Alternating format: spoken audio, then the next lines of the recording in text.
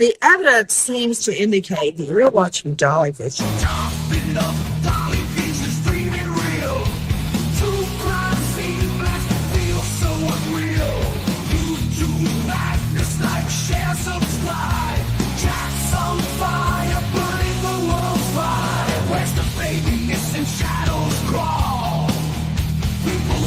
Footsteps down the hall, fingerprints of the dead, cold as stone.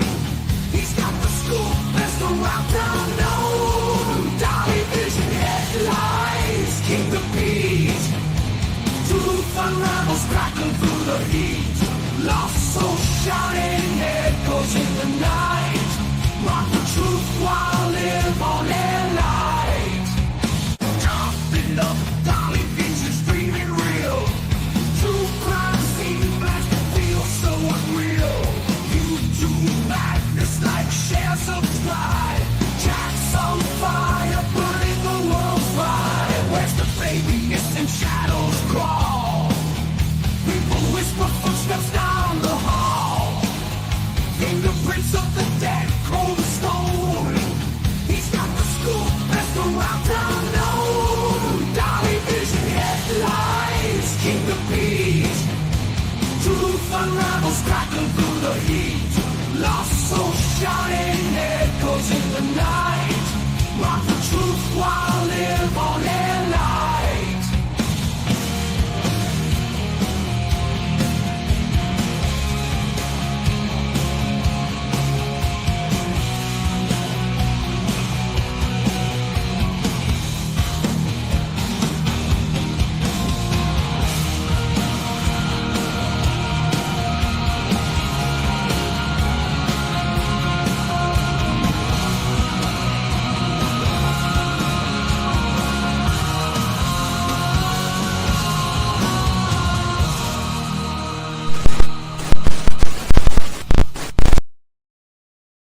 Good morning. Good morning. It is good to see you beautiful people jumping in the chat room.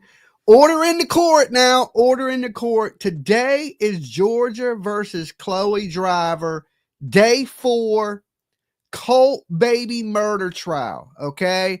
Now, for all you guys that tuned in yesterday, y'all got a little taste of what was going on. We tried to refresh you as quick as we could. All right. So today is day 4.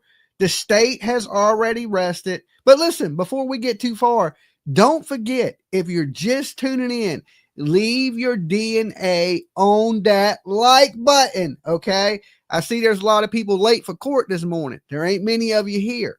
So definitely leave your DNA so the algorithm picks up this video a little bit. And if you're brand new and this is your first time here, make sure you sub up, ring the bell for notifications. Okay, so for everybody that tuned in yesterday, this mother is in a polygamous relationship. All right, there's 3 wives. She has 2 sister wives. They're kind of nomads. They travel around, and they were in Georgia. Apparently, Chloe got a little upset and jealous of the other 2 wives. She goes up into a bedroom. She locks the door and she brutally stabs, trigger warning, trigger warning. She brutally stabs her baby to death. She stabs the baby multiple times in the neck and in the back. Then she turns the knife on herself and stabs herself in the neck. Okay, right in the neck. She ends up in the hospital on a trach tube, right? Because, you know, she stabbed herself in the neck, did a bunch of damage. Soon as she healed up, they arrested her and charged her with the murder of her baby. Okay, so now she's in court. It's day 4. I'm sure they're not long from the defense. You know, the defense is going to put up their argument today, and then I believe they're going to rest. And by Monday, we'll probably have closing statements and jury deliberation. It's what I'm thinking. It's just what I'm thinking. So definitely crazy. Here's the moral of the story. Don't join a cult. Now, she was 17 years old when she met this like 30-some-year-old man. All right. And apparently she had some problems with her family. and she dipped off. And while she was off running around, she met this man. And this man is one of these people that believe the earth is flat, that doomsday is coming. And not only that, but this all happened in 2020, right during the pandemic.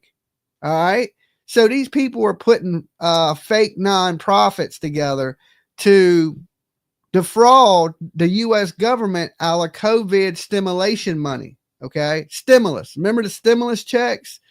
So they were doing something like this, and they were doing it, but for businesses, and they were getting like 60 some $1,000 every time they did it. And all three wives did it.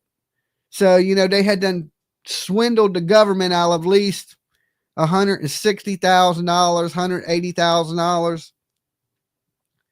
So everything in that relationship wasn't going right. Angelina, $2 full moon Friday challenge. Dolly rocks. Okay, look, Angelina is the first one on the Dolly train this morning. She knows Dolly needs a little breakfast. I get a little hangry when I haven't eaten. Okay, so thank you, Angelina. That is super awesome of you. Thank you so much. Jump on the train. It's the Blessed Express, right? You want to be blessed? Get on the Express with Dolly today. Okay, Dolly today. We in court today. I know it's not the most exciting thing. You can tell by the numbers that people are like, I don't know if I can take a day of court on a Friday. Okay, listen. You can deal with court today, and then later on tonight, you can watch Mike Tyson fight Jake Paul. Okay, it's going to be a circus, a boxing circus tonight on Netflix for everybody that has Netflix. Okay, you can watch. I think it's fake. I believe it's scripted and rigged, this fight that's going on tonight.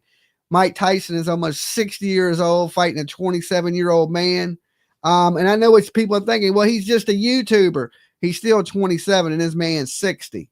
Okay. Like, look, I'm 50. Would I want to be fighting a 27-year-old cockstrong young man right now? Hell no. I'm old. You know what I'm saying? You hit me, I might break like peanut brittle. So the fight is tonight on Netflix. No ear biting, everybody. You're insane. He is ripped. It don't matter how ripped you are. Your brain is still 60 years old. Your head don't rattle the same when you're 60. Okay, I noticed. I fell on my head the other day at 50, and I didn't bounce up. Mark my prediction. Tyson will win. Love you. Okay, Tyson. If he win, it's rigged. Jake Paul ain't going to lose to Mike Tyson. I'm sorry, that ain't going to happen. If you look at what's going on, it's through Jake Paul's production company. Okay. Jake Paul's making 40 million. Mike Tyson's making half that, 20 million. Now, let's be honest. It wouldn't even be a fight without Mike Tyson. Why is Jake Paul making more than Mike Tyson? Because it's rigged. It's all show. And Mike Tyson and Jake Paul are friends. They've been friends for years. Okay, they've been doing podcasts and all kinds of shit together for years leading up to this. So this is something they sat around smoking a blunt and say, hey, man, why don't we get in the ring and put on a little show, make all this damn money together? And that's what they're doing. But either way, the fight is tonight. Netflix, make sure you tune in it. We will be doing a little show afterwards discussing what happened in the Mike Tyson fight on our live. Okay, so if you do watch the fight, Jake is a snake Paul. Yeah, so it's all rigged. But we will be doing a post-fight show here on the fight to let you guys know what happened. I usually don't cover sports here, but tonight we're going to cover a little bit of sports and show you guys, talk to you guys about the outcome of the Mike Tyson, Jake Paul fight. Do I got to pay extra? I have Netflix. Now, as long as you have Netflix, I believe you're good. I believe you got to have the one without commercials, which is $15.95 or $16 a month. I just recently upgraded because I don't like commercials during movies. So I already have it. I don't know if you get it with the regular, like, what is the regular one? $10? I don't know if you get it with the regular $10 one because I don't believe there's commercials during it.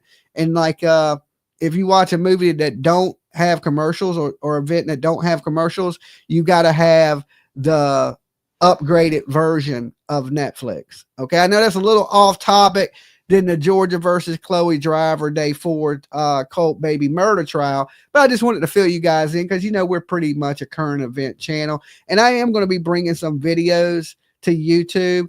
So be patient.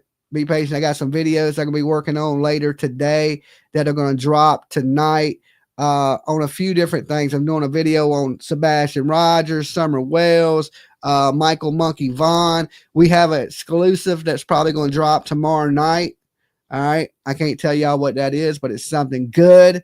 So we got some good videos coming for you guys. These ain't live streams. These are just videos that I'm shooting and doing some editing to. So they'll contain, news clips and other things all meshed into one video. But be expecting those later tonight. All right. And we're going to see, listen, so, Chloe Driver, I have to say, I believe she's an abused woman. Not only physically, but mentally. Usually I wouldn't stand on the side of somebody that's done something like this. And I'm not totally on her side. What she did is horrible. But I think she had a moment of insanity when she did this. Her brain wasn't working right. She's been abused. Okay, court is now in session. Let me blow this up. Let's get it ready. We don't want to miss any of this morning. Let me make sure the volume's all the way up. Okay, let's share the screen.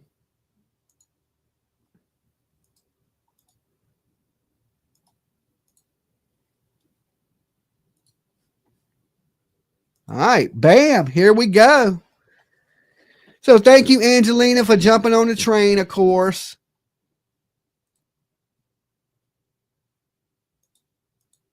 Dolly, everybody gets it on Netflix tonight.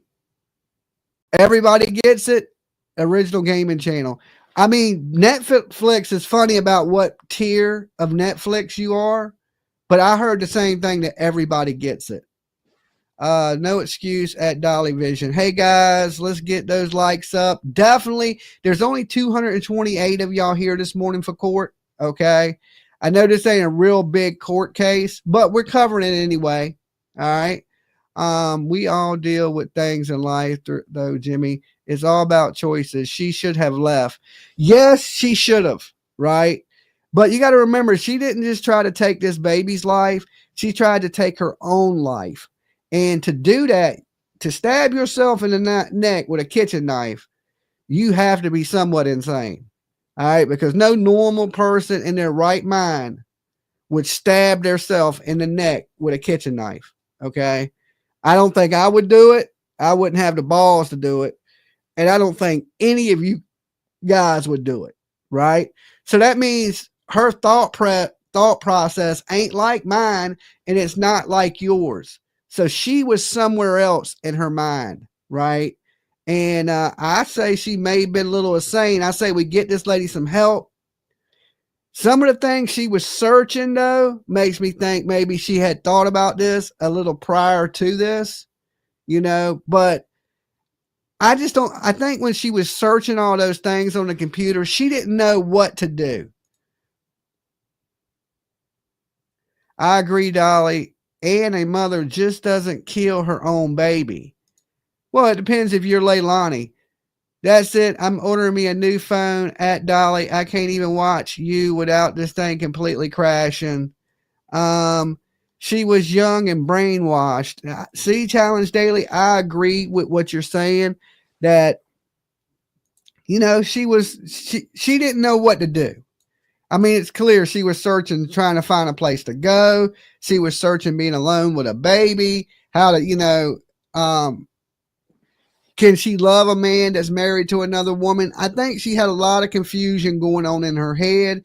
And you add them, drugging her with CBD, which I ain't saying CBD is some powerful drug, but it does cause anxiety. It does cause paranoia. Right. And you got them making her take this, playing doctor, when really she needs a psychiatrist. She needs help.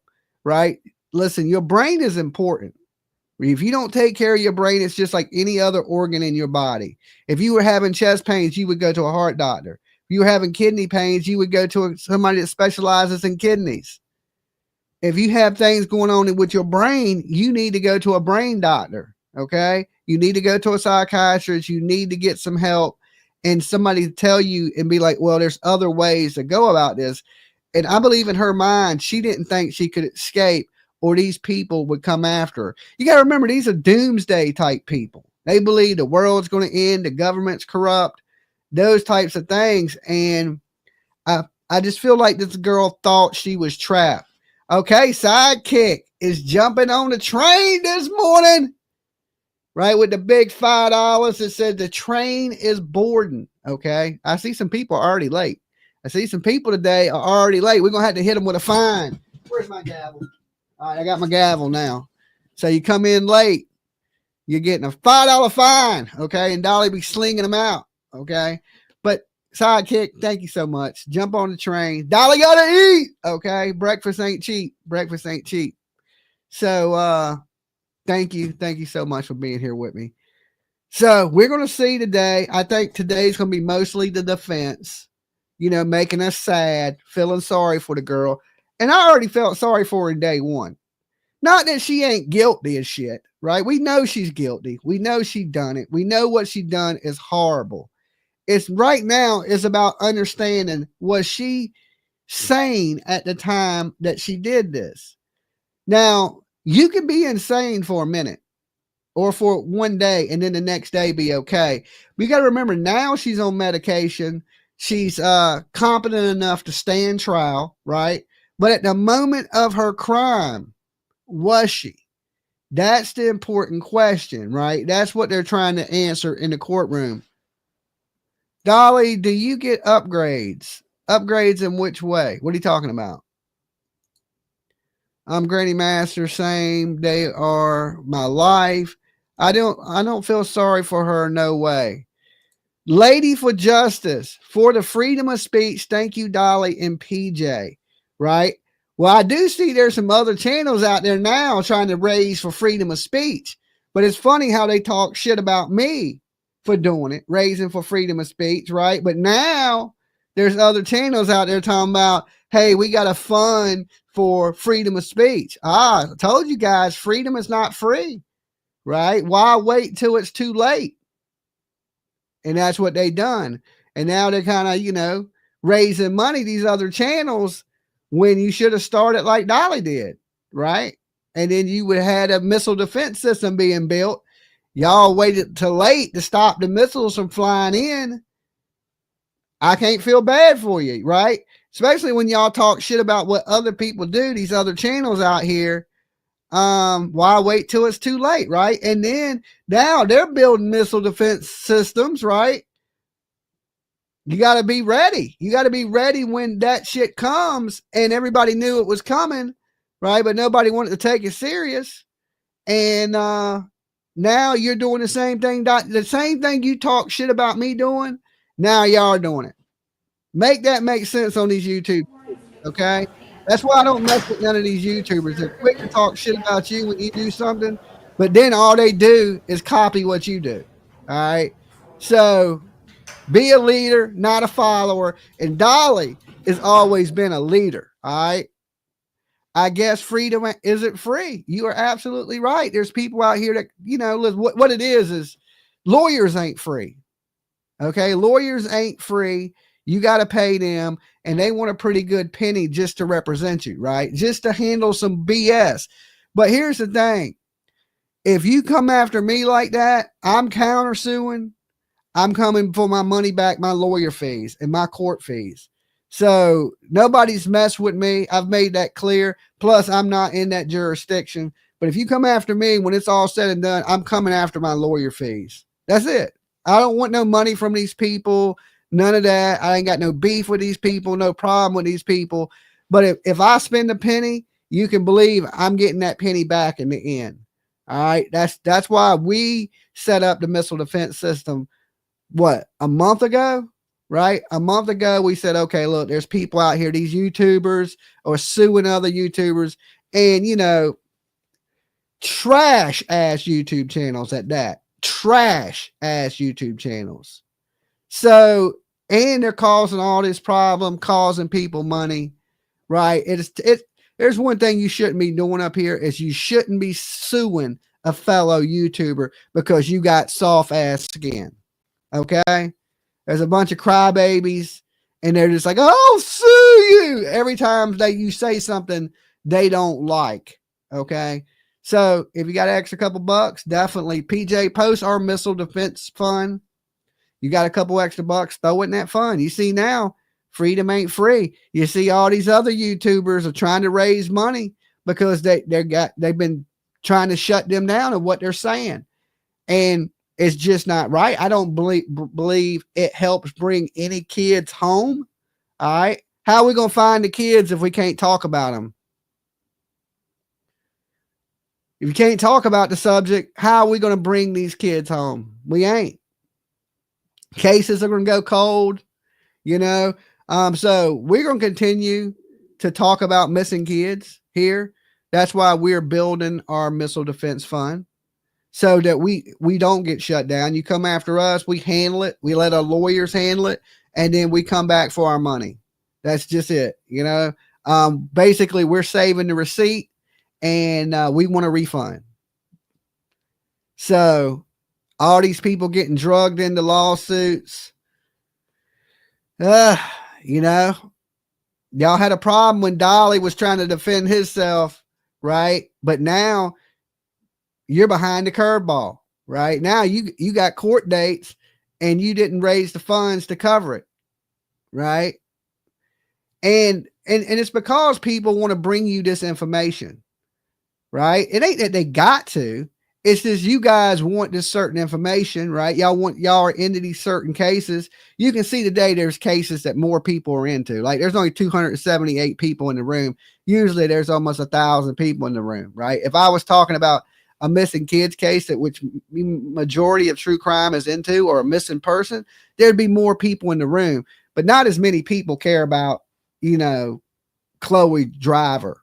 All right. It's not a big mainstream case. It's not, you know, I mean, it's big in, you know, Georgia, the news and stuff like that, but it ain't a case that every YouTuber's been following. So, you know, we don't have as many people here today. But if you was talking about something that what more people were into, there'd be more people here. So people getting these binds where, hey, we can't talk about this because we got court coming up. The more we talk about it, the more they're going to use it against us, in which these people are. Right? They're recording everything. They're saving everything. They're watching everything.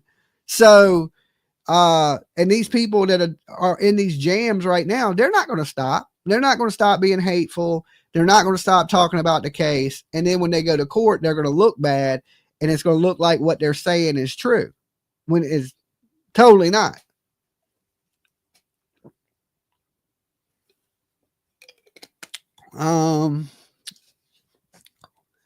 He would get struck for doing that at Capitol. Struck for what? Let's see. I didn't see what he said.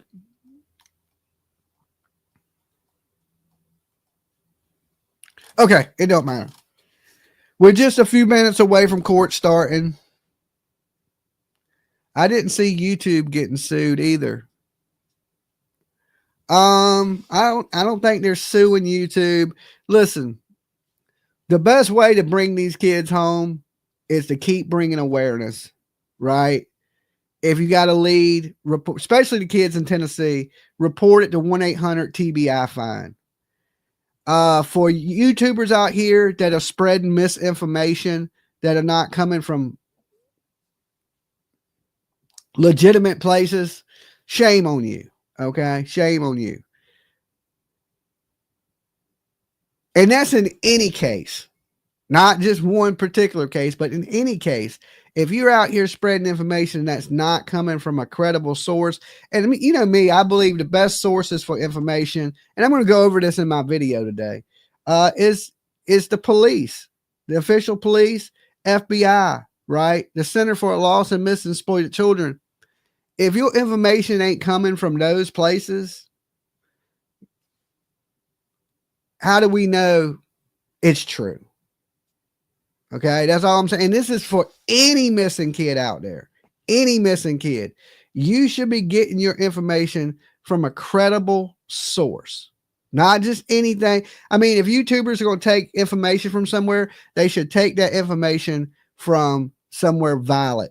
But YouTubers, some of them out here will throw that shit in the trash. They're like, oh no, they're full of shit. The police are corrupt. This is the right information, right? And then they're not even giving you the real tip line to call in a situation. Okay. When you watch somebody, make sure that they're giving you credible information in a case. That's it. That they're taking it from credible sources in a case and not just anybody. We don't know if that's valid information. And this, like I said, this is for any case out there in the whole planet, you know, especially in the United States. Check with the FBI, the local authorities, right? And the Center for Lost and Misexploited Children. Anything other than that is iffy to me. And that's just my opinion. You absolutely learn more of the truth on YouTube than the media. I do not believe that. I mean, in certain things, but not missing kids. Okay. Not in missing kids cases, not in missing people cases. See, because the news, they usually go to a valid source. Not always. Sometimes the news will report things that are bullshit too. Right? Just like YouTubers. But anybody with a little bit of sense and a little bit of knowledge and has been in the missing crime case situation for a while will know that the most valid sources for information are the FBI, the local police, and the Center for Lost and Misexploited Children. Them are the sources that I go to with my information. Any of this other stuff that's going on YouTube, that's for clicks and views, in my opinion. Okay. When you got a missing kid, you report them leads to the police. Okay. Nobody else, to the police. All right. What if I was up here saying, hey, report all your leads to me? See what I'm saying? You wouldn't want to do that. Report your leads to the FBI and to the police. If you see something, say something, and say it to the right people. I have Dolly to be more credible than the media. Well, sometimes I get things wrong. Okay. Sometimes I get things wrong. So sometimes I don't blame the media, right? They just run, you know, the media is like clickbait too. All right. The media is like clickbait, and they got a story. They get paid by advertisers, so they want to put out what people will watch.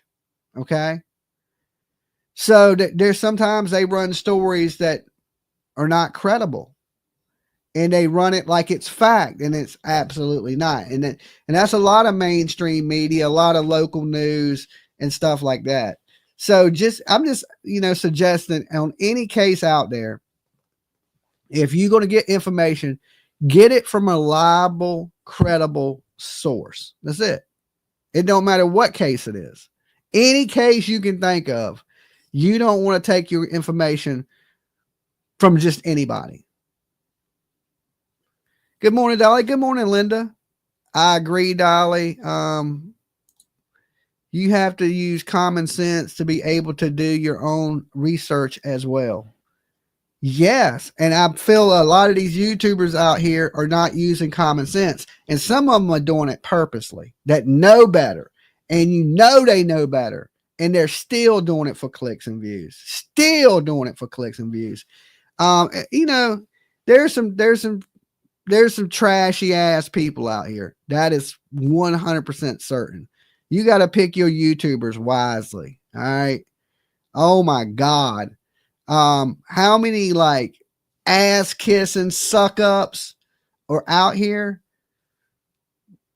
I just shake my head at it. And especially when you know they know better and what they're doing. They know it's full, you know, some of this stuff is full of crap, but they still running with it like it's legit. It just shows you how fake of people they are. All right. Dolly ain't gonna let some people forget it. You can believe that. You can believe that. You have the common sense to be okay. I read that. Yeah, sources are everything. Reversed images. Yep. Never just one source. DNA 181. That is absolutely correct. You know, check your sources, know that they're valid, right?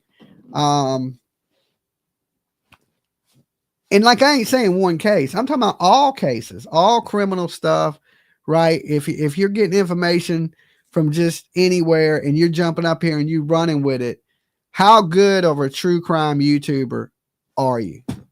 That's my question. How good in true crime are you?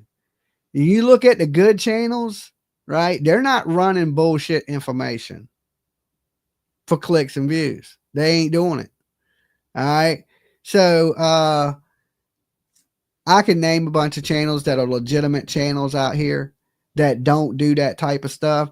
But then you got these channels that want clicks and views. They're trying to build, right? And they'll, soon as something comes out, it don't matter who says it. I could start a rumor today and 50 fucking channels would run with it. No source, no information to back it up, no nothing. I can make something up. Just make it up. Come up here and make a video on it, and everybody would run with it. They wouldn't check the facts. They wouldn't check anything. They would just run with that story. And that's what we're seeing happen on the internet. So definitely check your sources. And if you see people putting out information like, that's just bullshit, call them on their bullshit.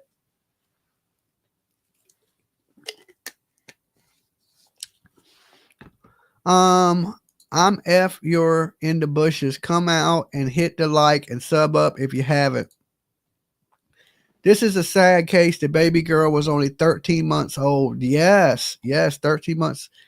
Granny Bassmaster says, hit that like button, please. Thank you. We're a little late this morning. We're about 18 minutes late into this case. They haven't started yet. Georgia be running slow as hell, don't they? A case breaks off in Georgia, they don't even show up to court on time. But, I had to kill a little time with you guys this morning.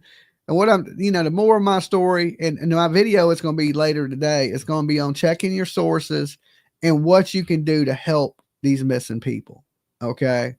It's a video about what we can do to actually help and not spread misinformation. Okay. Because we got to check our sources. We got to make sure everything's valid, and people up here are just run with whatever they hear, and to me, that makes you an uncredible YouTube channel. If I listen to you and I can't believe what you're saying, then why should I even listen to you? Is the way I look at it.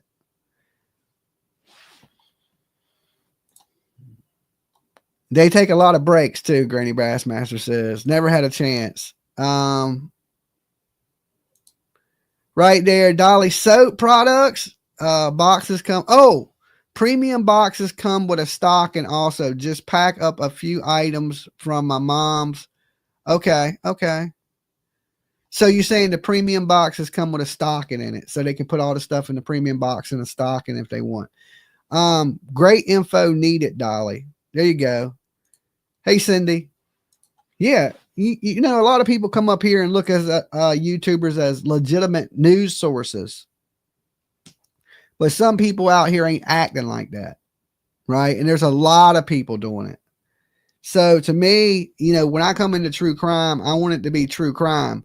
I don't want it to be make-believe, all right? We didn't come up here to talk about make-believe, because you can make up anything, okay? I can come up here and make up all kind of weird Steven Spielberg, Stephen King ass stories, but that don't make it legit. People come here thinking they're getting legit information, and then when they hear something, they run, spread it, and then this person runs, spreads it, and people take it as the gospel when it's totally not. We can't be having things like that going on in our true crime community, and nobody's standing up to it. Okay. Now I know I might come off as the bad guy to a lot of these channels, but you know why? Because I don't do bullshit. In the words of, this lady that's trying to raise money under the name of freedom of speech, I don't do fuck shit. Okay. And there's a lot of that going on, and nobody's standing up to it. All right. And Dolly, I try to do what's right. I try to stand on the side of justice.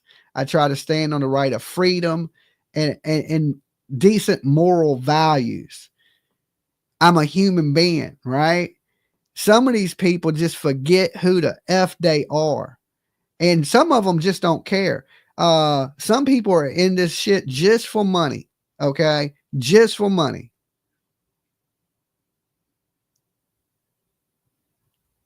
I hope you text True Texas. I hope you get the turtle soon in the mail. If you tell a lie, enough people believe it. That is absolutely right. That is that, especially when people that should know better take a lie and they run with it.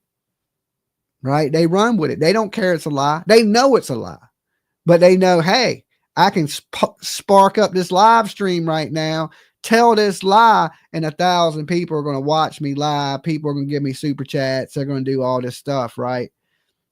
It is absolutely morally fucking wrong. But nobody cares.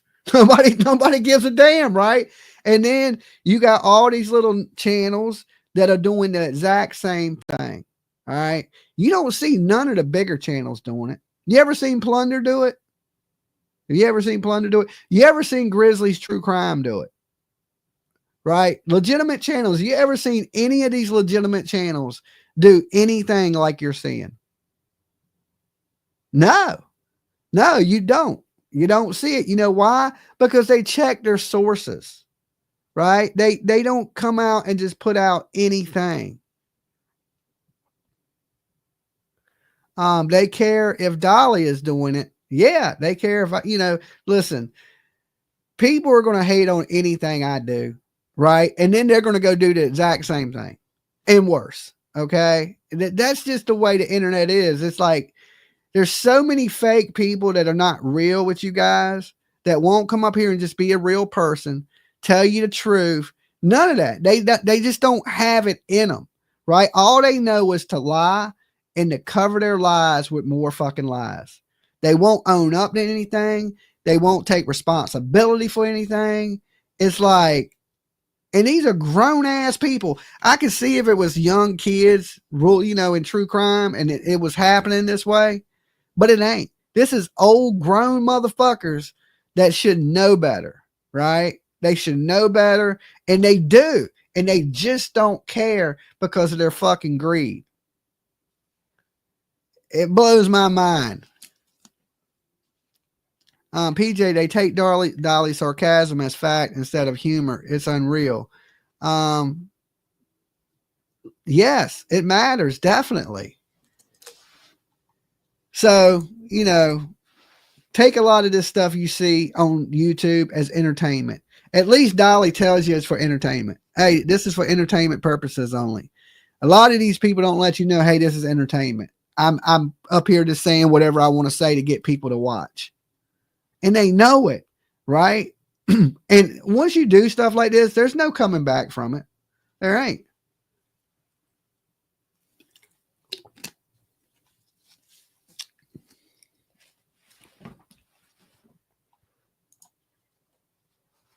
Chatty, yes, everything is taken literally. Dolly, don't get wound up, please. Watching out for you. I'm not. I'm just stating what is going on the internet and nobody is standing up to. All right. Everybody just takes what they hear as it's fact and it's not. Okay. And somebody has to stand up to it.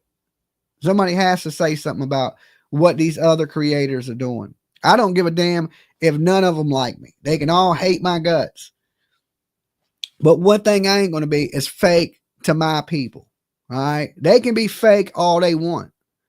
And that's why you hear me screaming how fake these people are. They're fake. They're not real. They're not like you or me.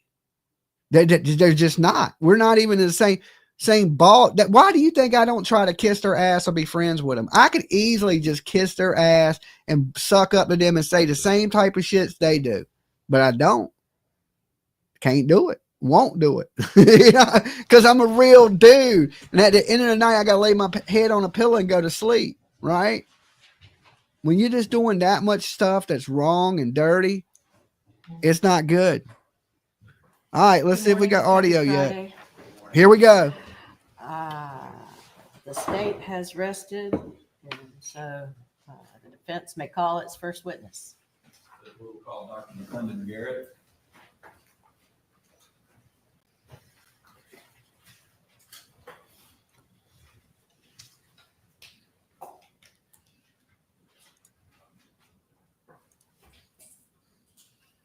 Hey, Deborah.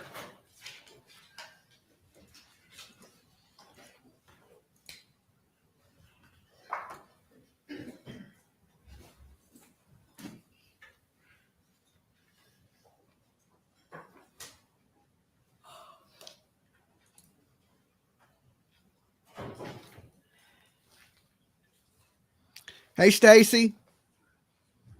Stacy's mom has got it going on. Okay.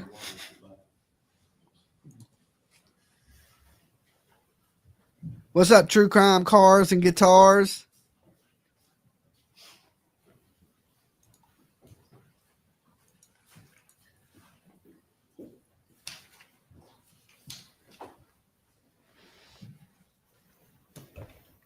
Hey, good morning.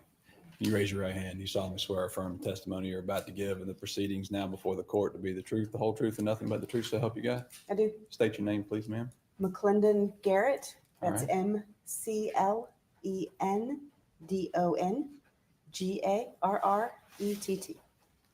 right, thank you very much, ma'am. You can have a Yeah, seat. but most people ain't abused. They're not in cults. You know what I'm saying? So Now, this is a little bit different. Miss Garrett, I'm going to refer to you as your professional title, Dr. Garrett. Is that correct? Yes, sir.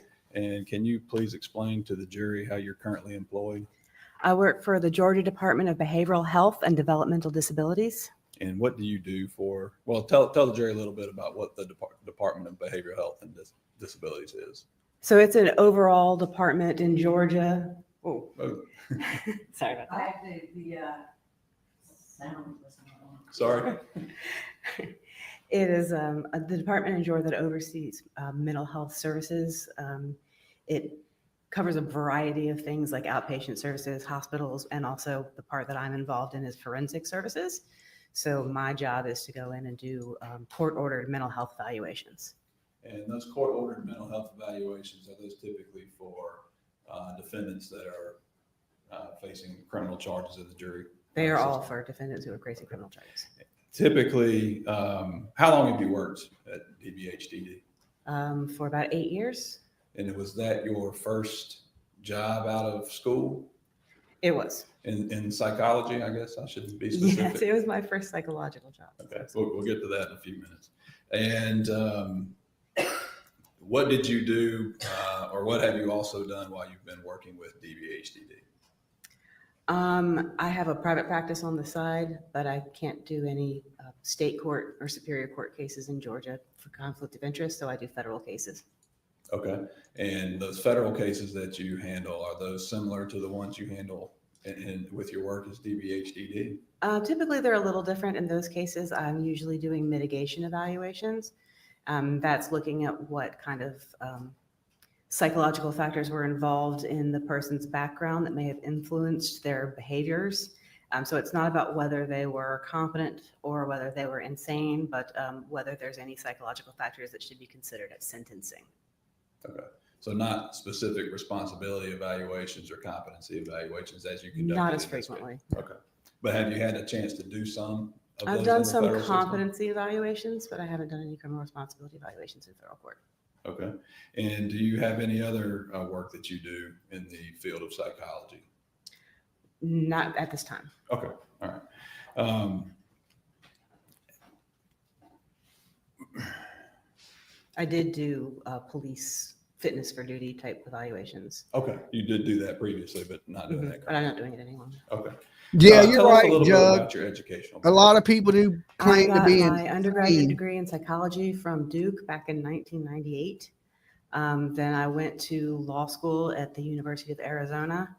I graduated from law school in 2003 and came back to Georgia and practiced law here in Georgia for about 8 years before returning to graduate school out in Oregon at Pacific University, where I got a master's and a doctorate PsyD in clinical and forensic psychology in 2000. It's a smart damn lady. So you're telling this jury that after 6 years of practicing law, you did not want to continue doing that? I did not. Okay. You might have to explain that to the rest of us here. When you, how long did it take you to get your, it's a PsyD, is that what it's referred It's to? a doctoral degree in psychology. Okay. And how long did it take you to obtain that degree? I had 4 years of coursework and then a year of practicum that I did after I completed the coursework. That was a full-time placement at Georgia Regional Hospital, Atlanta.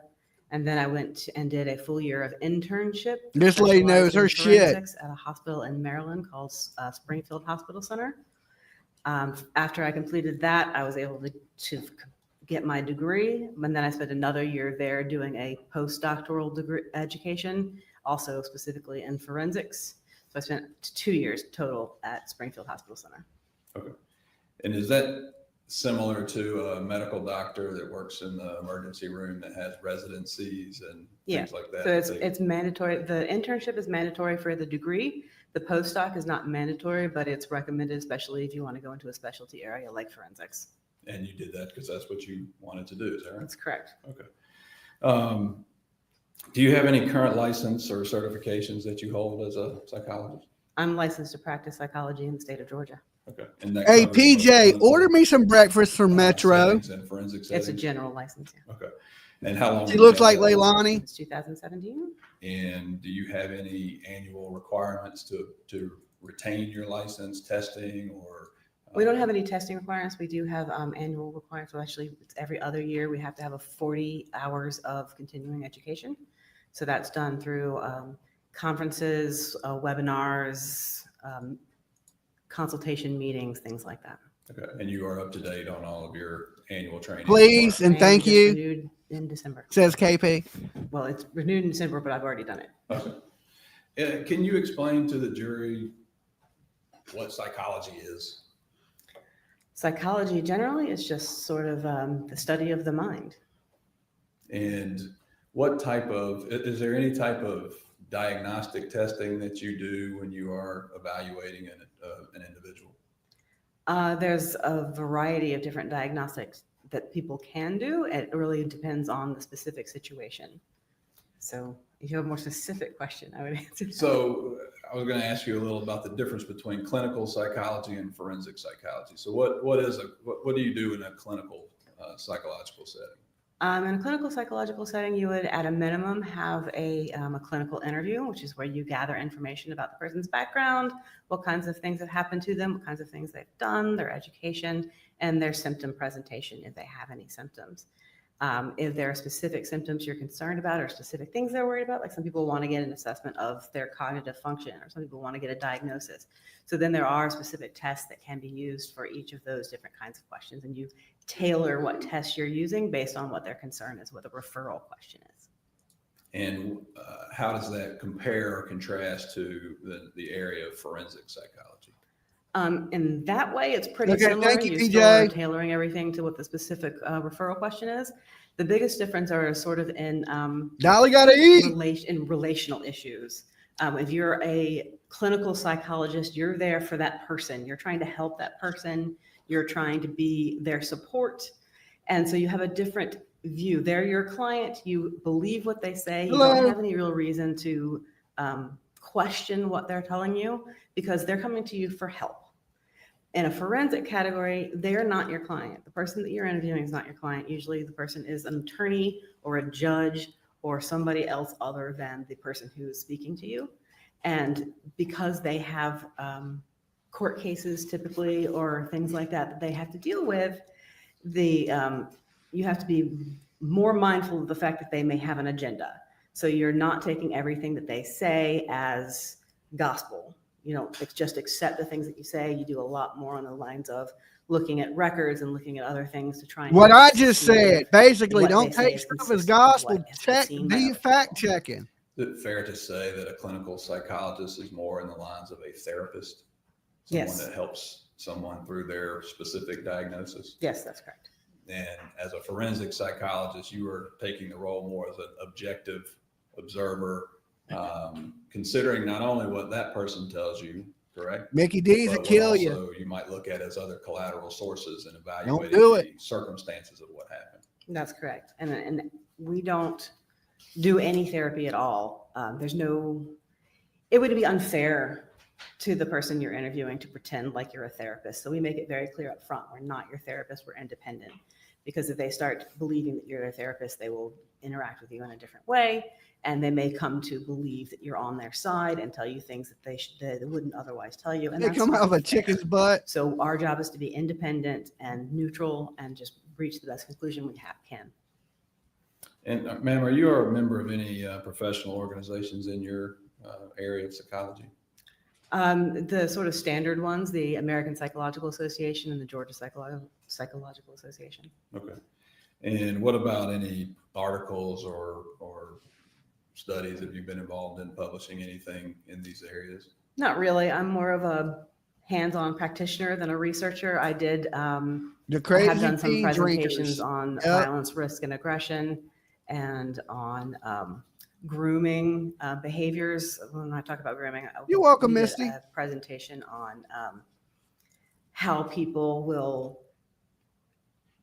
how sort of predators will bring in, like, it's usually considered in sex crimes where people will bring in girls to be prostitutes and they groom them to that process. So there's a process of treating them very kindly and helping them out and being their savior, and then exerting control and putting them on the streets and making them do things. So we did I did a presentation for the American Association of Forensic Psychologists that was based on research about grooming like that. Kiki, good morning.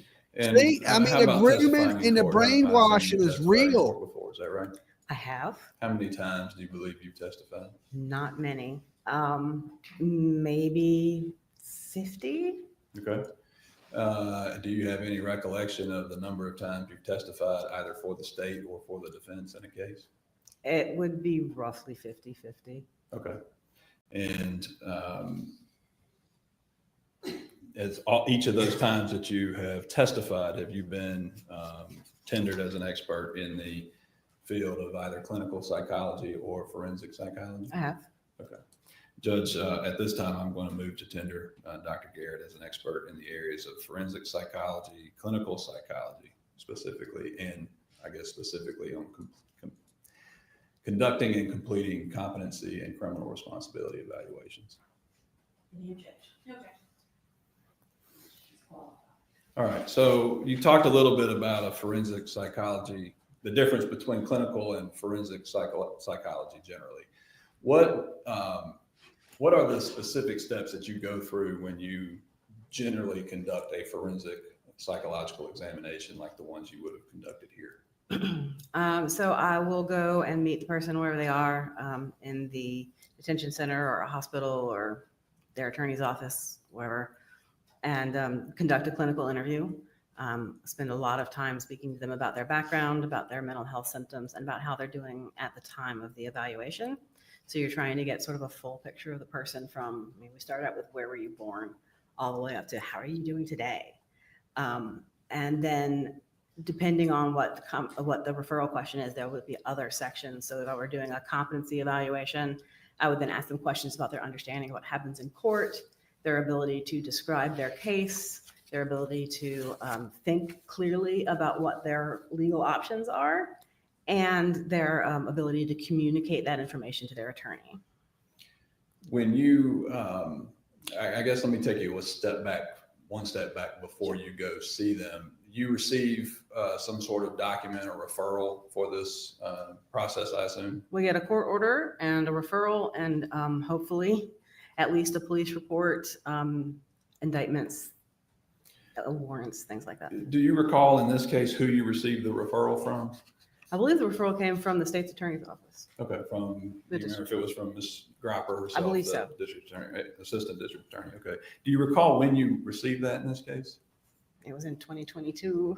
Do you have your report available to I you? do. Okay. Can you look on page 1 and can you look on page 1 and see when you received that?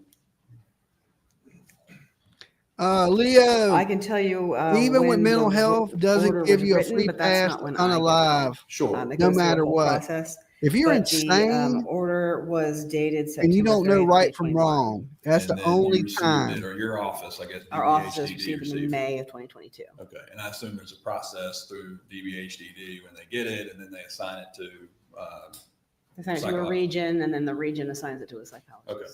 So you are assigned to a specific region within DBHDD for these types of evaluations. I'm not personally, but Okay. most people are.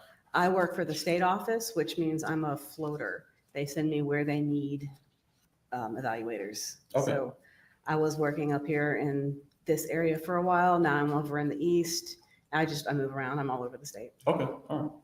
So You're gonna be when you bouncing get a off the referral walls. form, does that generally come with? You said you hoped you get like an indictment or a police report, but does that referral form come with all of that information, or do you have to reach out to the referring office to obtain those documents? It's supposed to come with all of that. Sometimes it does, sometimes it doesn't. Okay. Do you recall in this particular case when you got the file that you started working from, what documents you had at that time? I don't Depression's specifically not the same recall as what being came insane, originally. though. I believe I got the investigative summary up front, and an evaluation from a privately retained psychologist. Mhm. And I'm probably an indictment. I don't remember specifically what. Okay. Your report, you did two different reports in this case. Is that That's right? correct. You did a competency evaluation and a criminal responsibility evaluation, right? Yes, sir. And I was going to deal with the difference in that just a minute. You touched on it a little bit. What is the difference between a competency evaluation and a criminal responsibility evaluation? So a competency evaluation is how somebody is doing right at the time you do the evaluation. It's sort of a slice in time. Are they currently able to understand what's happening in court and able to work with their attorney in their own defense? Hey, AGM, A 88. criminal responsibility evaluation is how the person was doing at the time of the alleged crime. So that answer could be very different depending on how much time has passed. So we have to look back and see what was going on in their life at the time of the crime. So in this case, the criminal responsibility piece is looking at Ms. Driver around the December 8, 2020 timeframe, correct? Correct. And the competency evaluation is looking at her at the time that you conduct that actual evaluation, That's correct. because that is geared towards her case moving forward and whether she can be an assistance with that case and understands what she's going through, right? Mhm. And in this case, you did the competency evaluation. You found her to be competent to stand trial ultimately, right? That's not an issue that you're talking about today. That's correct. When you did that competency evaluation, how long did you spend with her when you conducted that initial interview? About an hour and 45 minutes. Okay. Actually, sorry, that time it was 2 hours and 35 Okay. Yeah. minutes. Okay. Yeah. I was going to make sure we were correct. That was in August of 2022. Is that right? Yes, sir. Okay. So that was 2 hours and 35 minutes at the Cherokee County Detention Center with Ms. Driver. Yes. Okay. Do you recall in that report, do you have the competency report with you as well? I do. I think this is the same for both evaluations, but you listed sources of information that you had in that. Crystal, you're evaluation. right. You There's see some that? people that are And you insane. listed several things, including Ms. Driver's, some records from Ms. Driver at the jail, hospital, medical records from her at the jail, correct? That's correct. Reviewed her Wellstar Kennestone Hospital records as well. I did. Specifically, some handwritten notes that she had made during the course of that stay at the hospital. Is that fair? That's correct. You said you had the indictment, summary report from the City of Canton Police regarding their investigation.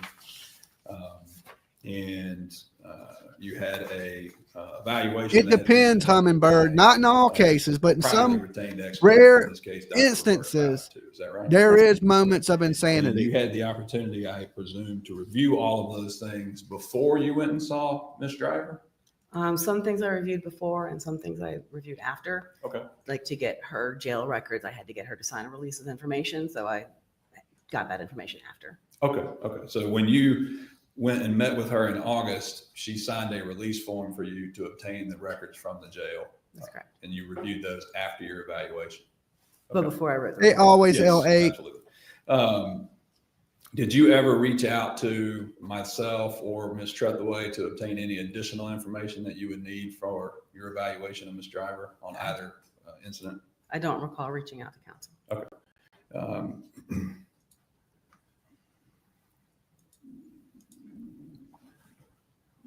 so tell me specifically when you My meet with stomach's Ms. growling. Driver, Did y'all how hear do you that? It go was like, about ah. discussing these issues with her? I assume there's some sort of rapport you're trying to establish with her so she can be honest with you. Is that fair? There's sort of we call it sort of a forensic rapport. Okay. There's, we're not overly friendly, but we're obviously, accepting and empathetic. We always start with an advice. Just ate of what the Starbucks? rights are. We let them know that it's not confidential. We let them know that they do not have to answer our questions, that they have the right to consult with their attorney, and that anything that they tell us can be included in a report, and we might have to come to court and testify, and that the information can be used at sentencing. And Ms. Driver had already been through an evaluation with a privately retained psychologist that you were aware of, right? That's my understanding. So did she express to you that she understood what this process was going to be like? She did. Okay. She didn't have any issues communicating with you about any of the questions you were asking? She could be acting. You're right. So, but when you hear the are there any story, specific types of tests it kind of makes you think while you're conducting she's this evaluation, abused, or is she it was really just groomed, talking to her about her experience? and she was having mental health problems and didn't get no help. I did not do any 'cause she testing in this couldn't. case. I spoke with And her, she I did a felt clinical trapped. interview. I did a competency interview, and then when I went back, I did a criminal responsibility interview. Would the testing be done more if you believe that there were cognitive issues with Ms. Driver? If there's cognitive issues, if there's specific concerns that they might be feigning or exaggerating symptoms, if there's comprehension issues, yeah. Okay. we would You did not testing have for that. any concerns about any of those issues as it related to Ms. Driver? I did not. Okay.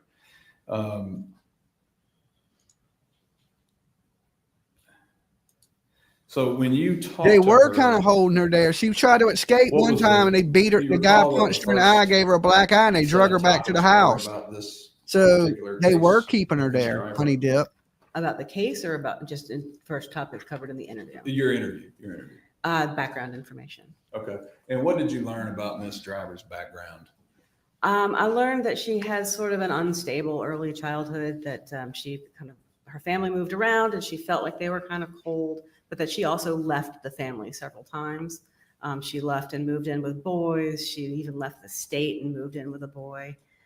She had some suicidal ideation early on, some self-injurious behavior, and we're talking about like cutting. She would cut her arms. She, I think, attempted an overdose on sleeping pills. She also abused substances. She started at a young age using marijuana and then cocaine and experimenting with some other drugs as well. Did you ask her if she had ever been evaluated or diagnosed as a teenager or earlier on in her childhood? She stated that when she was younger, she did get some treatment. She saw a doctor. She wasn't sure if it was like her pediatrician or a psychiatrist, but that she did see a doctor who prescribed her some antidepressants early on, but she did not take them. Okay. And you're not aware of any records or evaluation reports that you've ever seen about her? I have not seen any documentation of that. Okay. And after discussing her background, what would your next topic of discussion generally be with an evaluation? In the competency evaluation, the next step would be to talk to her. Well, in both of them, the next step would be to talk to her about her current mental status, how she was doing at the time of the interview. Okay. So let's skip off the competency evaluation piece. Let's just focus on the criminal responsibility. So we would do that, the mental status in both. See, this girl had mental health issues her whole Was life. when do you recall doing the second interview with her regarding the criminal responsibility piece? It was about a month later in September of 2022. And was there a difference in Ms. Driver's personality when she met with you both in August and September?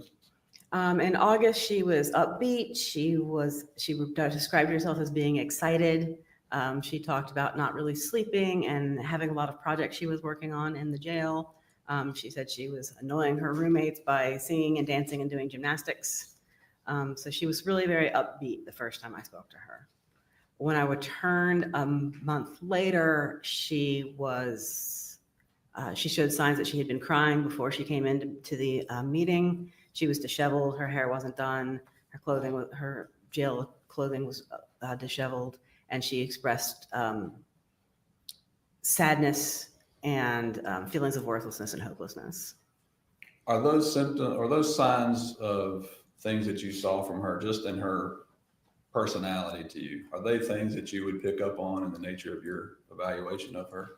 That's pretty much the purpose of the mental status exam, is to look for things like that, because they can show sadness and feelings of hopelessness, feelings of worthlessness, feelings of being persecuted, not being sleeping too much or sleeping too little, changes in appetite, changes in activity level, change in speed, the rate at which people speak, the rate at which they move. All of that can be suggestive of a depressed state, of being in an episode of depression. And then the other end, the being excited, not sleeping at all, having a lot of projects, really being in, like, a lot of people really love being that way because they get things done. They have a lot of things that they can do, and they have a lot of energy, and they don't feel like they need to sleep. So they'll stay up for days on end without getting any sleep. And that would be a sign of mania or hypomania, which is sort of a subclinical level of mania. Okay. Part of the sources that you were reviewing in this case, including her records from the jail, is that fair? Yes. And those records included evidence regarding medication that she was taking? That's correct. Can you describe the medication that she was on while she was in the jail at that point in time? Or even from when she came into the jail until you met with her? So they actually changed her medications a lot. They tried different things, and she frequently said she didn't want to be taking any medications at all, and she would refuse the medication. So the medications were adjusted and changed and moved around a lot. When she first came in, she was taking medications to address mood. She was taking medications to address anxiety, and she was taking medications to address symptoms of psychosis, like hearing things, seeing things that aren't really She's there. crazy. She's schizophrenic. Disorganized thoughts, things like that. Can you describe specifically This is what I the think. medication that she was She has on? schizophrenia. Can I refer to my notes? Absolutely, yes. And she wasn't being medicated. It shows you when she was young, she was getting help. But when she got with this man, she wasn't getting no help. They were just giving her CBD for everything. When she first came in, she was exhibiting signs of depressed mood, hopelessness, suicidal ideation, and labile affect, which is how you present your mood, the outward expressions of emotion. And labile means that it moves up and down. So she had shifting moods, shifting emotions. So they were looking at a possible unspecified psychosis according to the records. So she was prescribed Prozac, which is an antidepressant, Visceral, which is actually an antihistamine, but it's given for anxiety, and Zyprexa, which is an antipsychotic. And that is, you said that was when she I agree, love. Was in the jail. Were those symptoms that she was being observed with in the jail, were they consistent with the, I guess, diagnosis or impressions that the medical staff at Kennestone had of her when she was at the hospital? So my medical records, I believe, from Kennestone were incomplete. Okay. I only had about 118 pages from Kennestone Hospital, and there was only one psychiatric report in that file that I had. Okay. And at the time of that evaluation, she was sedated and did not get any information. Okay. So that didn't really give you any information. So I didn't really have any information about her mental health from the hospital. So Okay. I started from the jail. And so from the initial arrival at the jail and the Can I description kick you it? gave of her mood and her conditions that she was showing, how did that change over the course of the next months while she was incarcerated? She continued to express a lot of paranoid ideation. No naming thinking medicines in the people chat out to room, get her, please. out Okay. to harm her, talking about her behind her back. She also expressed a lot of what we call delusions of reference, which is when you see something that's sort of innocuous and you interpret it as having some special meaning to you. So a lot of people will say, oh, I was getting a message from the TV or the radio, like it was talking directly to me. Not that I was hearing what they were saying, but there was something underlying it, a coded message that was just for them. Other people will think that they're getting instructions from people's facial expressions, body language, objects, and things like that. So she was describing getting a lot of coded messages from sounds she heard, things that facial expressions of people in the jail, that she was doing something wrong, that she shouldn't be there, things like that. Those records, those reports that you're referencing, those are things that she was telling you about in the course of your evaluation too. Is that right?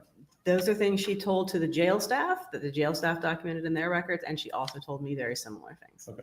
And in conducting your evaluation, Yeah, that is one I'm of the leaning things more that towards you she has some are trying to look schizophrenia, at, some the bipolar consistency of craziness what to her. She is telling not just yourself, but other people that she's interacting with. Is that fair? Yes, consistency, and especially if there's if it's detailed. So you look at if somebody gives you something really vague. It's and then fine, it changes, Hummingbird. that is something that we are concerned. We're all that they might be, adults. We can disagree making and it still up be because cool. They can't remember more detailed things to share over time. She So that should they're be vague, Leos. And if they do try to use something that's detailed, then the Lori details might change Daybell. over time. That So we bitch is look at crazy, those things. Okay. but not And For insane. an example, you noted this in your report that that she Difference said is to you Lori that people Daybell are wasn't communicating with abused. me through their body language, and I'm not supposed to be here. Is that one of the things you recall her saying to you directly? Yes, she said that in terms of how she was feeling in the jail, but she also said that she had felt those things before as well. Okay. Before the incident date. That's correct. It's fine, honey dip. Did You she know we talk can to you disagree about and be how cool. long she had been feeling those? We don't all have to think the same here. We're not an paranoias, echo chamber. Those concerns about how she was seeing and hearing things.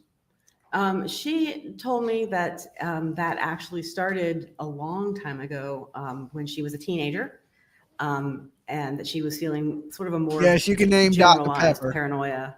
She didn't give me details about what kind of thoughts she had as a teenager in terms of the paranoia. She also talked about having sort of magical thinking, which is when it's sort of the opposite of delusions of reference. The magical thinking is when you think that there's something about you that can control the world, even though there's no real connection. So she talked about being able to read minds and things like that and having a spiritual awakening. And that occurred prior to when she This lady met thinks she her can read minds. You know she's crazy as shit, and chat while she room. was Come using on illicit now. substances as a teenager. She's a mind reader. And then she went off illicit substances, and I don't know whether she continued to experience delusions in between going off and when this occurred. But she said that the symptoms became particularly bad approximately 2 to 3 months before the alleged crime. And why was that? I think there's sort of a confluence of events. I think she started to feel worse. She suggested that she was starting to sort of question some of the things that she was being taught, and started to feel a little bit You paranoid. read cards, and that was don't starting to make you a experience those mind delusions reader. of references. She was starting to see things and making them think that she needed to hurt herself, that she wasn't supposed to be in the universe, she wasn't supposed to be in the world, and that she reached out to her family, the family she was living with, and wasn't able to get help and was instead given CBD oil. And that once she started taking the CBD oil, that there was a big jump. She felt like it was very potent. That's how she felt. And that her paranoia and delusions of reference and magical thinking all increased sort of significantly and sharply after starting to take that. When I smoke, my paranoia I'm gonna goes up, kinda my anxiety goes up. Get to the CBD specifically. One of the things that you diagnosed her with was cannabis use disorder. Is that accurate? That's correct. And is that based on the CBD that she was taking? Yes, she believes that it had THC. Now I have no idea what was in the cannabis oil she was taking. Right. But she believed that it was intoxicating, and she continued to take it, and it was causing her significant distress. Did she explain to you that the CBD that she was using was being given to her by the husband in her life, Mr. Ben Michael? She did. She indicated that she had ordered some online, Mhm. but that Mr. Ben Michael, I've been calling him Mr. Joy, so I'll try and whatever is most We've got consistent. 3 different names. For Yeah, we're so it's trying hard to it keep up. clear. But she said that he did not want her to use the commercial one. So he brought her one that was produced by a friend or brought to him by a friend. She didn't really know the source. Okay. So what she was using was one that had been what she told you she'd been using was one that had been provided by a third party, not the stuff that she ordered. Correct. Hey, Dreamweaver. Is it fair, Dr. Garrett, that the use of substances, illicit substances specifically, can influence or increase someone's paranoia and delusions? Yes. And even illicit and even legal drugs can do that. Anything that has sort of an intoxicating effect can negatively impact somebody's symptoms. So if you have, and cannabis is sort of well known for being something that causes people who don't have mental illness to have some level of paranoia. And so Exactly. the addition of cannabis to somebody who is pre-existing paranoia can increase, it can sort of ratchet that up and make that worse. Okay, PJ. And your belief that the symptoms that she was reflecting to you in her earlier years or teenage years, were those caused by her mental health situation, or were those caused more by drug use? It's difficult to say. Okay. It was a long time ago. So self-report is not hugely reliable for things that happened that long ago. But the way it usually works is either a substance can trigger an underlying mental health condition, can cause a new mental health condition, or can be a way of trying to medicate a condition that already exists. So those are the most common ways that we see, early mental health and substance use interact. Okay. Which one of those was at play in this case, I couldn't tell you for sure. Now, you are familiar with the dynamic in which Ms. Driver was living during this incident that we're talking about in this case. Is that right? Based on her descriptions. Yes. Was that also information that you learned through other sources in this case? There was some information included in witness statements given to the police that were summarized in the investigative summary. Okay. And I don't want you to talk about anything that specific people said, but you're aware she was living in a polygamous or polyamorous relationship with Mr. Ben Michael, right? There were multiple wives and there Wrangler tried to attack the driver. You were aware of. Yes, she told me Crazy there was dog. another woman before her, but that she left and that she went with Mr. Ben Michael, and then 2 other women joined later. Okay. Did she describe to you, did Ms. Driver specifically describe to you the nature of how her relationship with Mr. Ben Michael was in the beginning and how it developed over the about three years she was with him? She described meeting him when she was 16 years old, sitting at a bus station, I believe. He's And real that she mean. found him charming and intelligent and engaging. The driver And gave dude her was his contact running. information. It was kind of funny. And, about a year later, when she was 17, she reached out to him, and he accepted her in, and they began a romantic relationship at that point when he was 38 or 39 years old.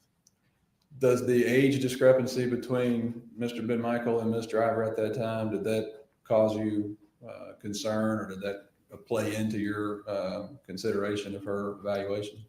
Yeah, it was one of several factors. Between her sort of unstable childhood, the sort of push and pull with her parents, returning to her parents, leaving her parents, things like that, her substance abuse and her young age all made her, in my view, particularly susceptible to wanting to be with somebody who's older and willing to take her in and protect her and things like that. So I felt like that may have been a factor in why she chose to join this group. Okay. Did she describe to you the nature of the relationship she had with Mr. Ben Michael early on when they met? A little bit, not a lot. She did indicate that he got her off all drugs, that she was supposed to be very clean and was not able to use drugs anymore, that she tried marijuana one time at a drug circle and got in quite a bit of trouble for it, and then never did anymore again until a couple months before this incident. And that she basically described, him being a partner that it was good and that she believed the things he told her and that she accepted the lifestyle. And she accepted the lifestyle when the other two women came in to that group. Is that? That's fair my to say? understanding. We didn't talk about that in any kind of detail. She did not express any dissatisfaction with their presence. She talked about them being there, but she didn't say anything positive or negative about it. Okay. And at some point in time, they had a child. Mr. Ben Michael and Ms. Driver had a child together. That's is correct. Hannah in the context of this case, right? Was Ms. Driver ever able to explain to you any difference in their relationship once the child became involved? I think she started to become more concerned about having a normal life for her child once she had a child. She was concerned that there was no prenatal health care, that there was no birth certificate, that there was no social security, that there were no vaccines. And she started feeling, she described to me sort of feeling like she was concerned that her baby wouldn't get a normal life. You know, a lot of times when they have them drum circles, people sit around and do Stability is something that she drugs. was looking But into. she was definitely It seemed that groomed. way. She was abused, You were and she aware was that brainwashed. their living arrangement, they didn't maintain a set home. She described them as nomadic. Yes. Going back to the medication issue with Ms. Driver, your records that you reviewed while she was at the jail, you said that they tried her on different medications at various times. Is that common when trying to treat someone with mental health illnesses? To a certain degree, there was more fluctuation in hers than I would normally expect to see. Whenever you give somebody a medication, you don't know, everybody responds to medications differently. So they start at a low level and they increase. And if there are side effects, they may try a different medication. Then they have to start over again at a low level and increase up to a therapeutic level. Symptoms may change. They may have to address different things as things go along. They may have to add a new medication in to address any kind of side effects. So there's always some adjustment. In Ms. Driver's case, there was more because she did not believe in taking medications and did not want to take medications. So she would get better, and as soon as she was better, she would say, well, I don't want medications. I don't need medications. And they would try to explain to her, the reason you're feeling better now is because you're on medication. But she didn't want to take them, so she was taking them sporadically and consistently, and they would lower the dosage to make it less impactful on her mental state. And then they would have to change it again because her symptoms would flare up. There would be a change in her symptoms after that. Is that common generally for people that have mental health illnesses, have issues with them taking medication? Yes. Is it common for people with mental health issues to basically believe that they are okay? They don't recognize their own issues? That's actually a symptom of schizophrenia. Yeah. Right.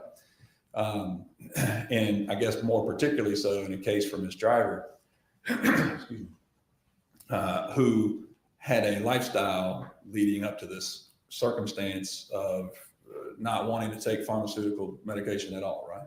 That's my understanding. Okay.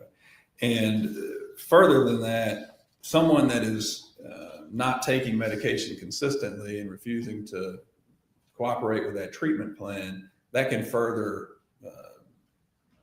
I guess, delay the ability to get treatment for those particular illnesses. Is that fair? Yes. Okay. And did you see that in Ms. Driver in this case? There was some indication of that because whenever she would reduce her medications or go off her medications, her symptoms would become more evident. And she was on suicide watch several times for long periods of time. She had to be restrained because of self-harm behaviors. She put in strapped into a chair. They have a restraint chair that they can kind of roll around, you know? And they had to put her in one of those because she was hurting herself. Okay. What ultimately did you diagnose Ms. Driver with in this case? Schizoaffective disorder, borderline personality disorder, and the cannabis abuse. And we talked a little bit about that. So let's focus more directly on the schizoaffective disorder. What is that? Can you describe that for the jury, please? Schizoaffective disorder is, a lot of people know about schizophrenia. So it's schizophrenia plus mood. Schizophrenia is when somebody has thoughts that are different than other people. They may, or perceptions that are different from other people. So they may see things that aren't really there, or they may hear things that when there's nothing to hear. They may smell things that aren't there. They may feel things walking on their skin or feel things in their body. So those are hallucinations. They may have delusions, which are fixed false beliefs that persist even in the face of contrary evidence. And that's usually not just, these conspiracy theories are bound these days, right? Everybody's got a theory about things. Those you can see how they developed, you can see what they're based on. When you're talking about a delusion, it's something more than that.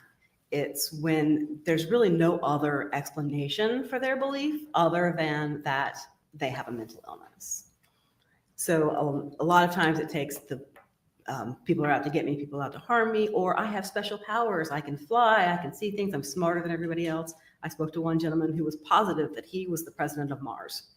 So that's the kind of thing that we're looking at with schizophrenia. Plus you also get disorganized thinking. So they may change subjects without any indication of why. They may start out talking about the sky is blue, and then when the sky is blue, the leaves are green, and then the leaves die, and you end up talking about death. There's like these very loose associations between what they talk about, or they kind of flow off onto some different track, and it's hard to get them back.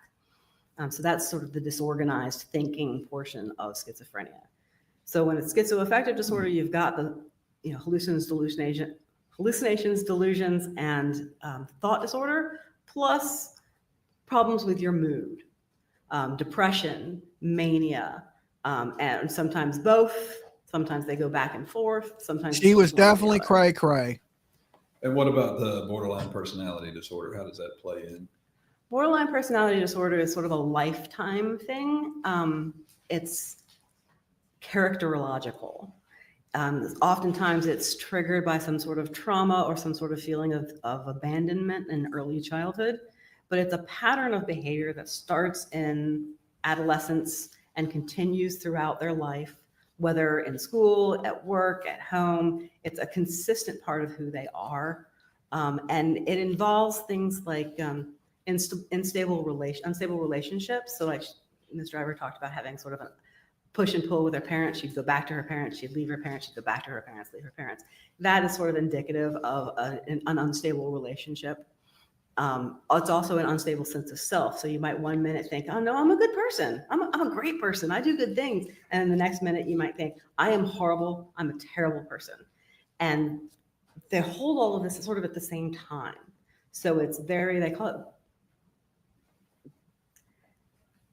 they call it a dialectic, where you try and hold these things. And that's sort of a big word. And I don't even know why I used it, but you try and hold all of this stuff inside, and it leads to aggravation, anger, impulsivity. And one of sort of the characteristics is sort of this need to hold on tightly to people in your life. They call it frantic efforts to avoid abandonment. And that's something that was even noted in the jail records when other people in jail when Ms. Driver started experiencing people at jail as sort of rejecting her or being critical of her, she would get suicidal and self-harming. That's that kind of thing we're looking at, where people will do whatever they can to keep people from leaving them. And so all of that sort of comes together to make a very unstable interaction, both with themselves and with the world. Now, in this particular case, were you aware that Ms. Driver had continued to have contact with Mr. Benyamin while she was in custody? I had heard that occurred, yes. Is that something that would be a consistent symptom of someone that has borderline personality disorder, as you just described it? Yes, in my opinion, it is. Okay.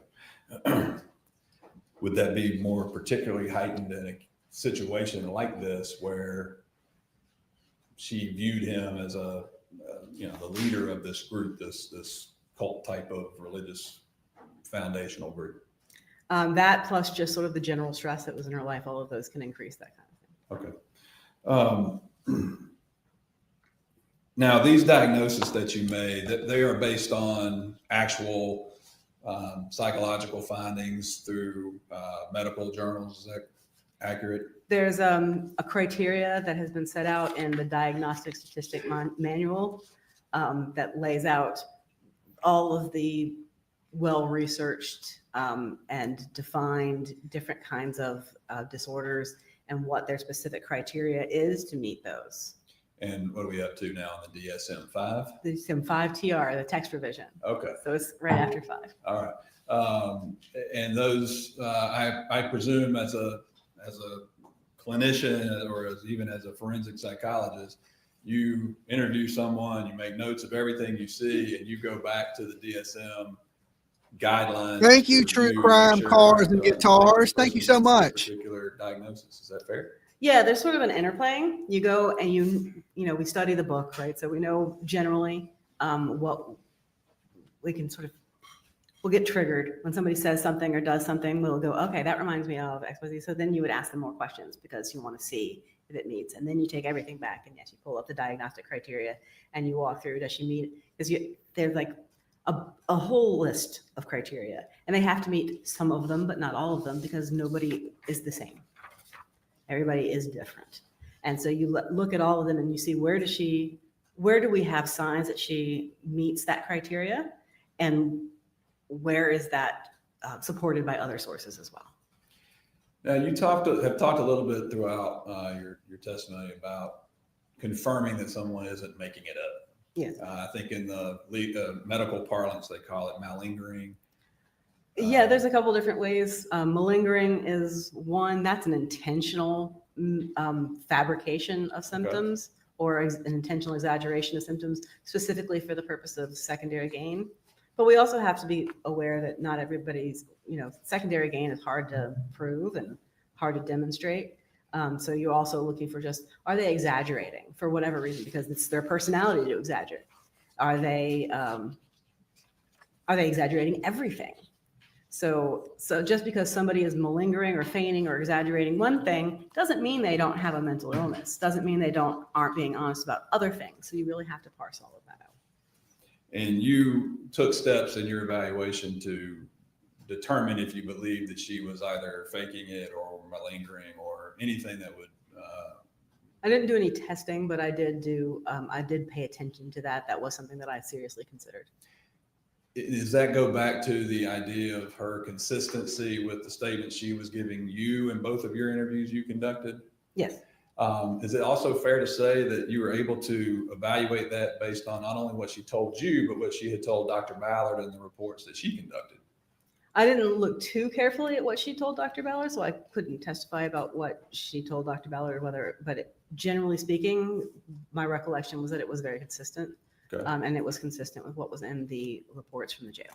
All right. So you had jail records that were indicating those same ideas and symptoms, correct?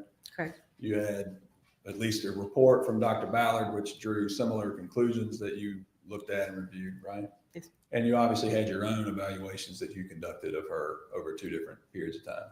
Yes. And you spent about 4 hours and 15 minutes by my calculation with her over the course of 2 times. Is that fair? About that, yeah. Do you believe that that's a fair time frame to spend with someone when conducting forensic evaluations such as this? It's more than we usually do. Okay.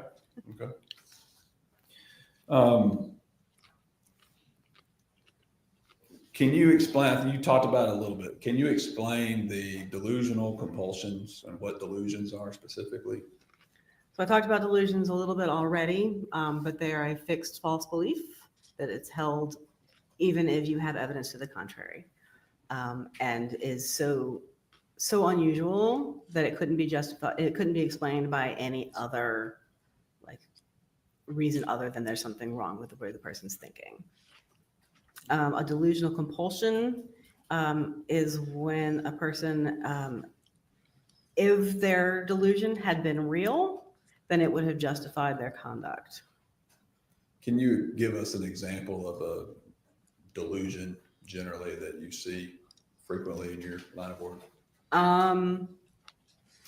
There's so many. A lot of them have to do with, I saw a gentleman who believed that his family members had been replaced with imposters, that they looked like his family members and they talked like his family members, but he actually believed that there were aliens inside there, like pod people, I guess. That's like Lori Daybell. She thought her kids were demons. That they had taken over his parents' appearance and bodies to harm him. And what specifically in Miss Driver's case can you point to as some examples of delusions that she was dealing with? So she talked generally about paranoia, that everybody was ganging up against her. Everybody is talking about her. Everybody is out to get her in some way. She talked about, on sort of the opposite end of the spectrum, sort of a grandiose delusion that she had special powers and special skills. And that started back when she was a teen, with believing that she could read minds and that people could read her mind and things like that. It continued with this sort of magical thinking, that things that she did could impact the world. So if she, walked the right way, talked the right way, breathed the right way, then it would be good for the world. If she walked the wrong way, breathed the wrong way, talked the wrong way, that it could be bad for the world. And that is sort of she also talked about delusions of reference, which I also talked about before, thinking that thinking that somebody's facial expression, that they were giving them a specific message, and not like a "I don't like you" message, like, because when people glare at you, we all do that, right? But she's talking more about somebody would talk about death in a completely different context. And she interpreted that as, they're telling me specifically that I have to kill myself, that kind of thing. She would see a knife just lying out in somebody's kitchen where it's supposed to be. And she would see that, and she would interpret that as, that's a sign that I need to kill myself and my baby, cut somebody, cut her throat, cut my throat. So she had a lot of that was going back at least a month or two before this actually happened. And you were able to observe or identify those delusions based on what Miss Driver was telling you, number one, right? Yeah. And also you were seeing that from some collateral sources in this case based on statements made in the investigative summary from the police department. That's correct. And she said it to the jail. Yes. So for example, if she was like, an example of a delusion to her could be a fellow inmate at the jail saying that her grandmother died, she could interpret as a statement to her that she needed to kill herself. She could. That's not one of the ones she specifically mentioned. She mentioned being at a 12 tribes event where they were talking or preaching about being accepting of death. And she interpreted that as the sign that it was time. And are you aware that she went to a 12 tribes event the morning of December Yeah, that's 8th? the one she was speaking Yeah, of. she was specifically telling you about that, right? Yes. Okay. Now you describe what delusions are and what delusional compulsion are. Did you believe that Miss Driver was suffering from delusions? Thank you, PJ. That food was good. I believe she was experiencing delusions. Okay. Does you were aware that she was reporting issues and evidence of domestic violence, is that right? Yes. You were aware there was an incident about 10 days before the December 8th incident of report with law enforcement. Say hey to in North everybody, Carolina where she Wrangly. had a black eye. Say hey. Were you aware of that? I was aware that she had a black eye when she went to see her mother. Yes. She was being Well, physically you abused, saw that mentally source abused, of and she had mental information health provided issues. that her mom reported the black eye to law enforcement. I believe so. I don't have a specific memory though. That's Are you aware that there was a time frame? Did Ms. Driver tell you about a time frame with which Mr. Michael took their child from her and had her away from her for a period of time? She did. Okay. Did she talk about how that affected her mental state? Did that add things to your evaluation with her? Wrangler is his She name. talked about Ain't your name that Wrangler? in terms of why she went back to him. That she had called her parents, texted with her parents, and asked them to come pick her and Hannah up, but that she used it from a phone that's monitored by Mr. Benjamin, and that he discovered those messages and came and took Hannah away from her before she could go. That her parents did come get her, but only got her. and that he was telling her that she would never see her daughter again if she didn't come back. So she returned back.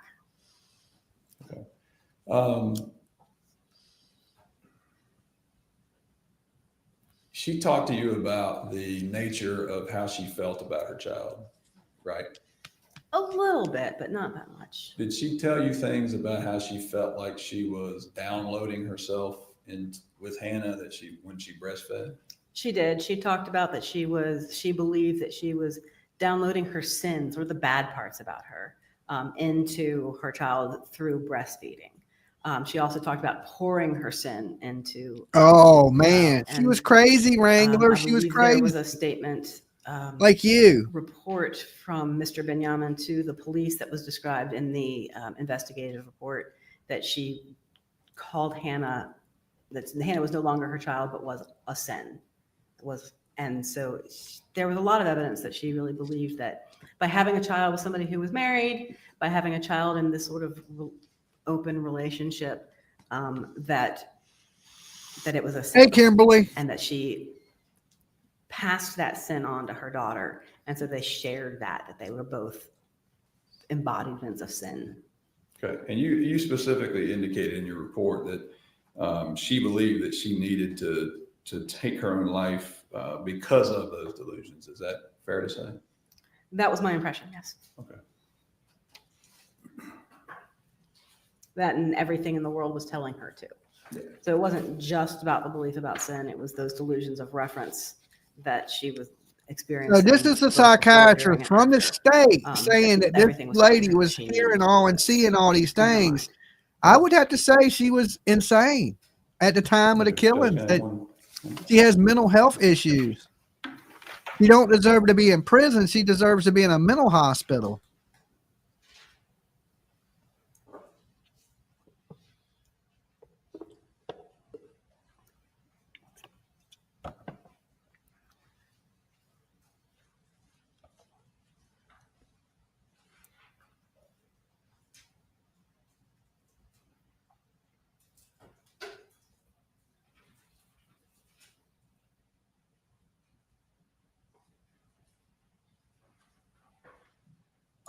Yeah, this dog snores while he's awake. Was experiencing. He snorts. He's You like, believe and he, that they and he go falls asleep beyond, sitting up.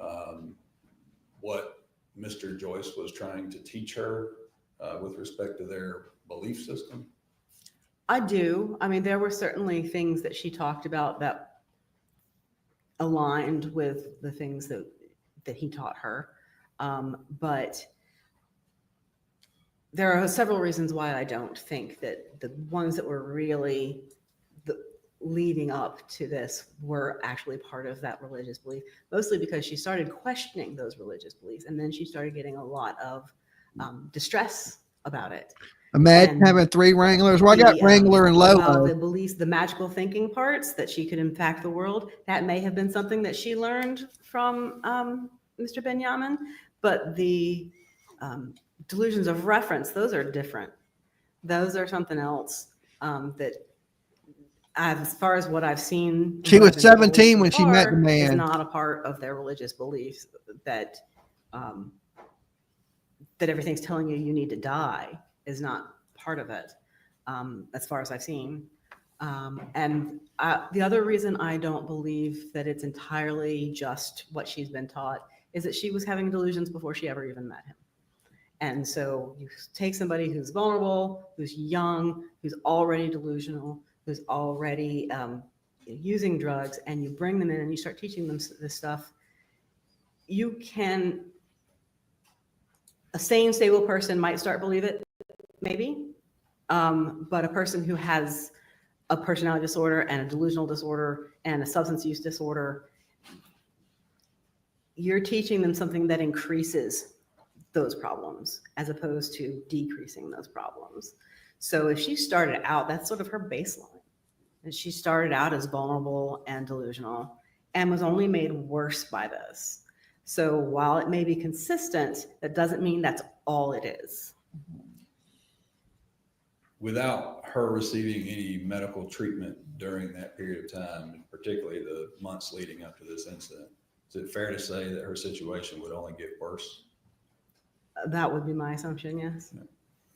This is not what you've diagnosed her with. This is not like being diagnosed with the common cold or the flu that you can. It's not going to go away by itself. No. Right. This takes medical treatment in terms of pharmaceuticals, therapy, a whole host of things. Is that All fair of to those say? things, yes. And will be something that Ms. Driver has to address for the rest of her natural life.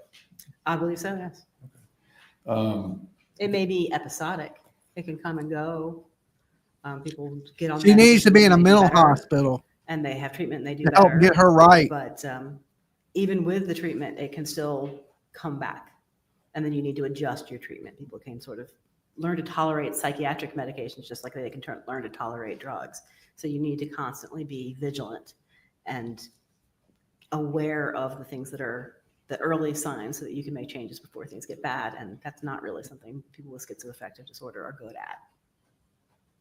Particularly, as you've seen in the jail records, someone that's not consistently taking her medication, right? Right. I don't think it's There were other restricted. I think you can indications be in the Or court. Ms. Driver, did she talk to you about how she was attempting, you said she was attempting to,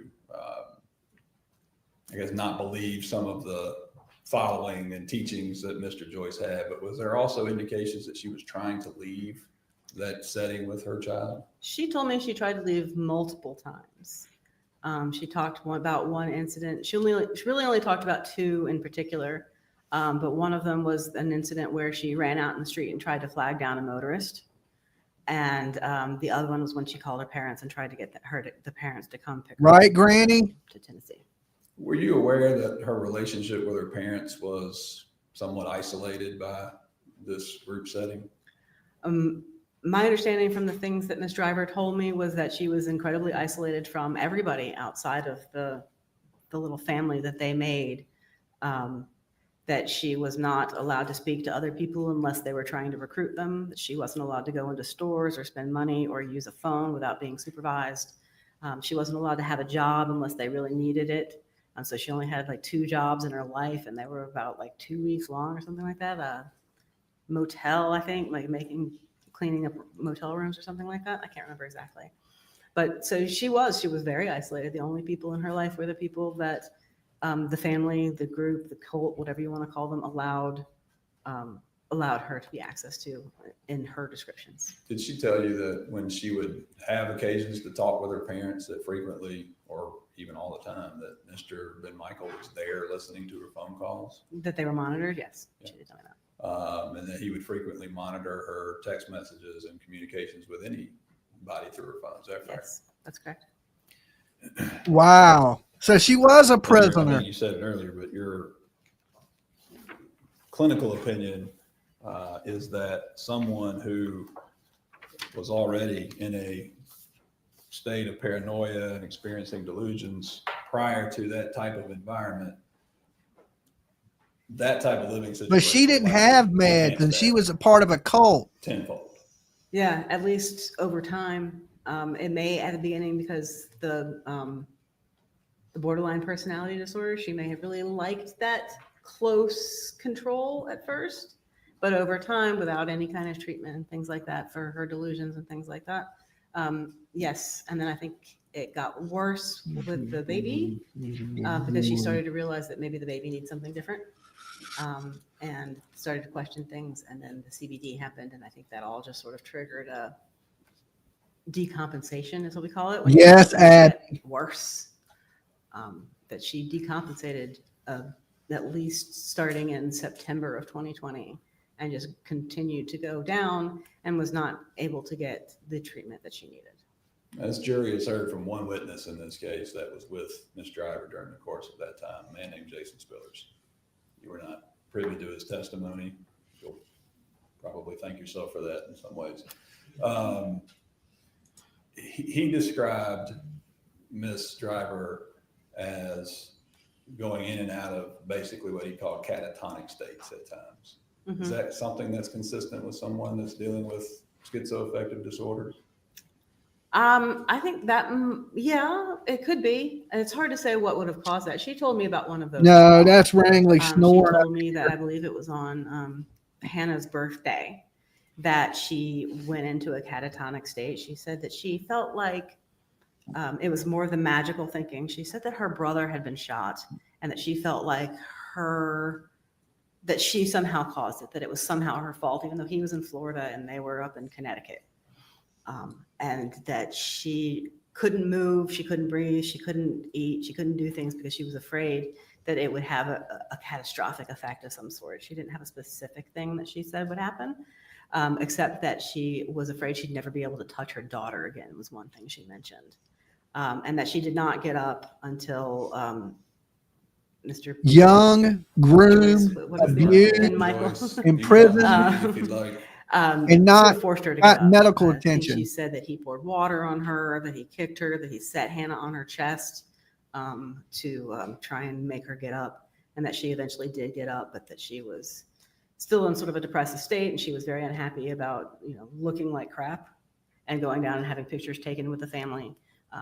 And things like that. And then she also started to talk about St. Michael's, but she couldn't. They had her prisoner. Photographs so that they could download you back into that point in time, and that sort of would create. And this is something I've heard from other people as well. This is not as unusual as it might sound, but that by taking a photograph of somebody, you sort of create, I don't know, like anybody back up their hard drives, and you create a picture of what happened at that time. So if anything goes wrong, you can go back to that. That's sort of what she was describing, and that by taking a picture, he could then, if she died, download her back into that same spot, which she found to be very distressing. Get him. Just one final question, Dr. Garrett. There's no, we're going to hear from Dr. Ballard later, so I don't want to put words in your mouth about what findings she made in her report. But is it fair to say that your belief that she met these DSM diagnoses as far as schizoaffective disorder, bipolar, is that consistent with what you saw in Dr. Ballard's report as well? I believe so, but I don't remember specifically what the opinions or diagnoses Dr. Ballard made. Is it also fair to say that experts such as yourself, particularly in the field of psychology, can have disagreements about someone's diagnosis? Oh, absolutely. Yeah. And we're just people. We do our best. We can make mistakes. We can interpret things differently.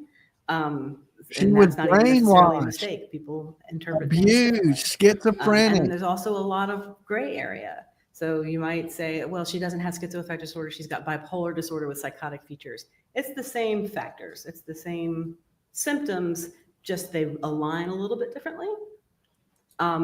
So people may disagree on whether it's this one or that one, or whether it's an unspecified psychotic disorder because it seems a little different than your normal psychotic disorder, which could be impacted by lifestyle and things like that. So yeah, there's a lot of gray area. There's a lot of room for different ways of interpreting, different ways of seeing evidence.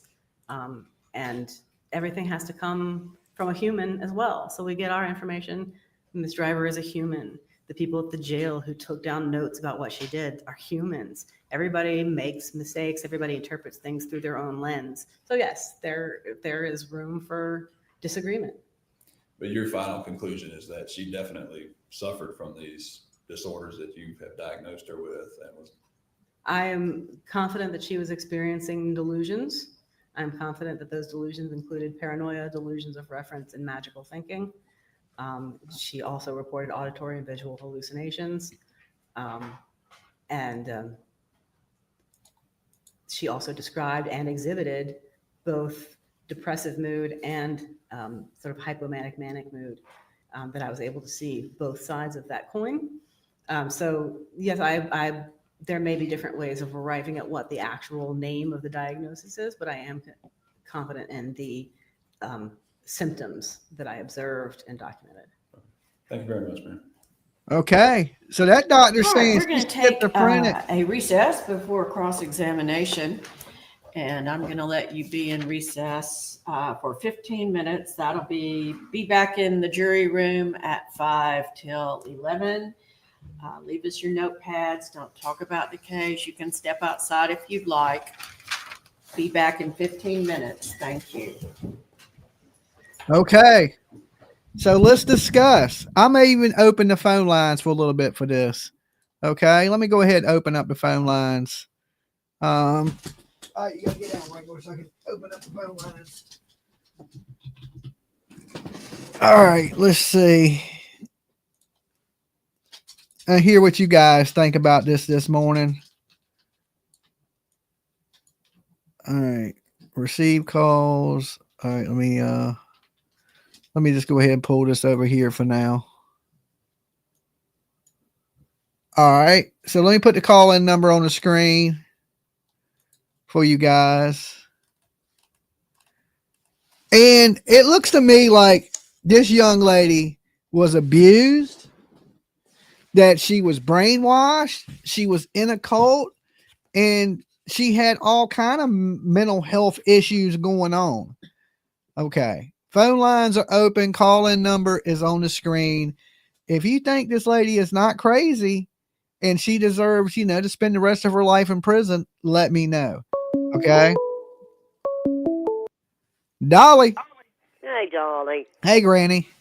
This girl, she doesn't deserve to spend the rest of her life in prison. I think they should put her in a mental health institution for a few years and try to get her back right for sure. Though. Yeah, and she never needs to have any more children. No. Because this will be a lifelong battle.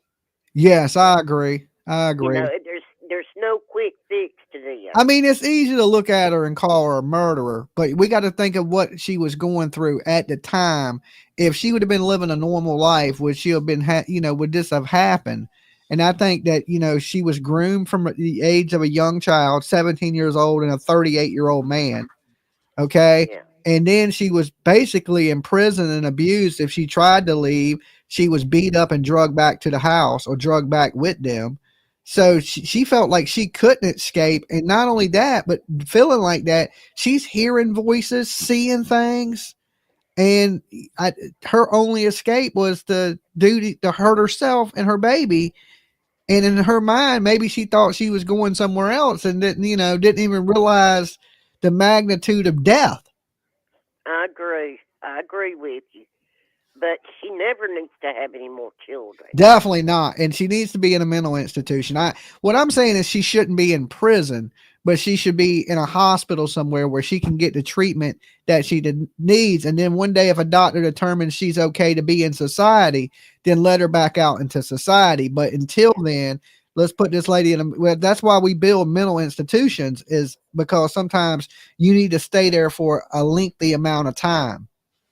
She may never be able to come out of that mental institution. I know, and it may be a life sentence for her, or it could be a 10-year sentence for her. It could be a 15, it could be a 5-year sentence for her. It all depends on her mental health, is what them doctors judge it on when you're in a mental institution. It's not a set amount of time.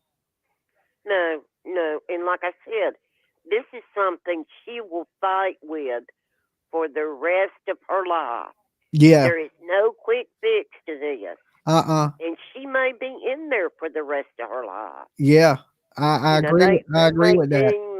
They ain't going to just let her go. Either she's going to a mental institution or she's going to prison. Yeah, she needs to go to a mental institution. This girl doesn't look like she's but about 17. I know. She's 24 years old, but she looks even younger. Yes, she's the same age as my daughter. I couldn't even imagine it. No. But I tell you what, Papa ever was to raise his hand to me or treat me like this, he best not go to sleep. Yeah. He would not be safe. We've got to empower our young lady. Yeah. And she just felt like she couldn't escape. And when she was trying to call home or talk to anybody, they were monitoring everything she was doing. I believe that. I mean, she was literally in a polygamous cult. Yeah, they need to outlaw that polygamy. That crap ain't. Well, it's illegal in most states in the United States, except Utah.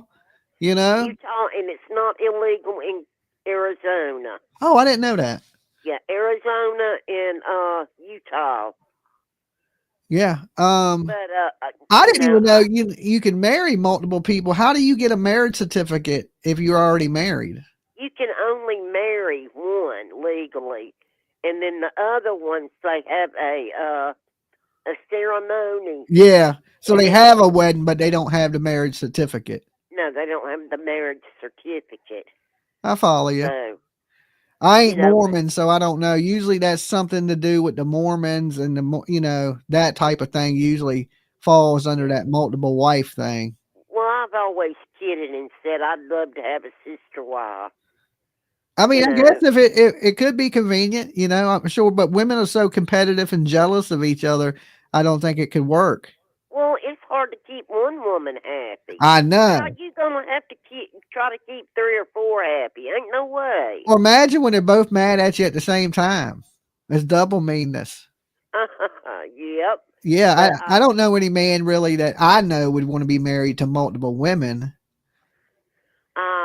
I don't either. But Maybe a wife and a girlfriend, but more than that. A wife and a girlfriend. You sound like a man. PJ gonna stab me in my sleep. She's been listening to you, that's what I Granny. was going to I'm just say. You're gonna playing. get checked for that. I'm just playing.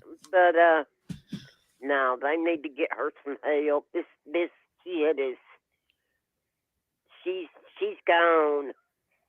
Yeah. And I don't know if she'll ever be able to be brought back. And it's sad. Yeah. Well, and my I best hate it for Nancy that voice, baby. where were the parents? I mean, we And could go to that. There's a lot of ways to push blame on the things. But if, I just want to know where the guy is. Where is he? he's still with his 2 other wives and probably looking for a third one to replace her. Why in the If this world is he not? psychiatrist would have been hired by her, I would say, okay, maybe this is something, not true. But this is the state psychiatrist. Yeah, this is the state. Yeah, and they're gone. saying she's cray cray. And if the state say, and they usually don't never say anybody's cray cray. So if they're saying she's cray cray, she's cuckoo for Cocoa fucking puffs. Yes, she is. So She is, bless her heart. And like I said, she will always struggle with this for the rest of her life. yeah. All right, Granny, you be good and watch your top notch. You be careful and you watch your top notch, especially from PJ, because you're going to pay for that. I know. All right, be good. Bye. I was just kidding. Everybody knows I'm kidding. What do I tell y'all? This is for entertainment purposes only. We talk news, rumors, gossip, speculation, mixed with a little bit of comedy. That was the comedy part, PJ. Okay, that was just the comedy part. Don't stab me. All right, in the neck. Oh. It would suck to pull a knife out your neck. Okay, I'm just saying. Anybody that could take a knife and stab themselves in the neck, you're fucking insane. Okay, I don't need a psychiatrist, right? Maybe stabbing somebody else, you crazy. You crazy. You don't stab somebody else. When you take a knife and you stick it in your neck, you're insane. All right, there's the difference. That's the only thing I know. Killing somebody else, you crazy. We put crazy people in prison. Insane is when you start stabbing yourself. You insane. Dolly. Hey, Dolly. Hey. This girl, I feel bad for her. She was so young. All right, you gotta tell us who you are and where you're calling from first. I don't like to tell who I am because I'm gonna tell some personal shit. Oh, well, don't tell me shit then. All right. Well, I'm just saying how it relates. I've been in a relationship like this. What, and every time from Utah? No polygamy, thank God. Well, only his side chicks, that I didn't. Yeah, the wife and girlfriend thing. I understand that. But anyways, I was trapped. Anytime I tried to leave, he threatened my niece and nephews. I was pregnant and I was so trapped. I remember he'd choking me and saying, I said, just kill me. He didn't that time. But there was no way out. Finally, he stabbed me, and punctured my lung, beat me with a bat, all this shit. But, he went to prison. And I remember being so who was you relieved. dating, Sarah Boone? I know, some freaking crazy fucker. Oh, okay. But he went to prison, and my baby survived. I survived, miraculously. They said it was very close, Wow. Centimeter either way would have killed me and her, but it was my way out. I remember being so relieved, because I was able to get out that way. So, I mean, I can't imagine ever hurting my child, but I think she was truly, you know, obviously screaming out for help and Yeah. was not getting anything. Yeah, I do So, too. And usually, you know me, I'm capital punishment. I'm the one that's like, you're guilty, guilty. Everybody's guilty. I still believe this lady's, 100% guilty, but her oh, me mindset, too. she wasn't there when she was Yeah. doing what she was doing. Especially for babies. Like, I mean, you heard a baby, I'm like, you know, all the way, let's fucking put them in the And chair, so many you people are know. comparing her to Leilani. Leilani wasn't schizophrenic. No. Leilani wasn't hearing voices, Leilani, wasn't delusional. She wasn't in any of those things. This is a she total was just selfish. Leilani. Yeah, she wasn't in a cult. She wasn't being forced to stay there. This girl had a way different life than Leilani. Leilani just came from a Right. family full of killers. This girl didn't. Yep. So Leilani was just looking out for her own, wanting to party all the time. This yeah, girl's just trying to find a way out with weird beliefs. escape, and she was willing to take herself out to escape. It's sad. It's really sad Exactly. because she's the same age as my daughter right now. I know. She's just a baby. And I couldn't imagine no man doing that to my daughter. I'd be in prison. As a father, I know. I'd be in prison. I'd be hunting down. I don't give a damn how religious cult you in. If you think you damn whatever, Hindu, damn whatever name you got, it'll be on your tombstone. You can type that. Exactly. You know what I I'm wish saying? she would have taken the knife to him. So that dude I is probably shouldn't say that, horrible. but Put that girl through that situation, and it's his fault. He should and be then on the these people, stand too. if you can have all these wives, do you really love any of them? No, he just wants. He loves himself. He's a narcissist. Yeah, I was about to say that this is all about him. It ain't about the women at all. It's about what he wants and not what they Yeah, want. I think you might have missed the other day.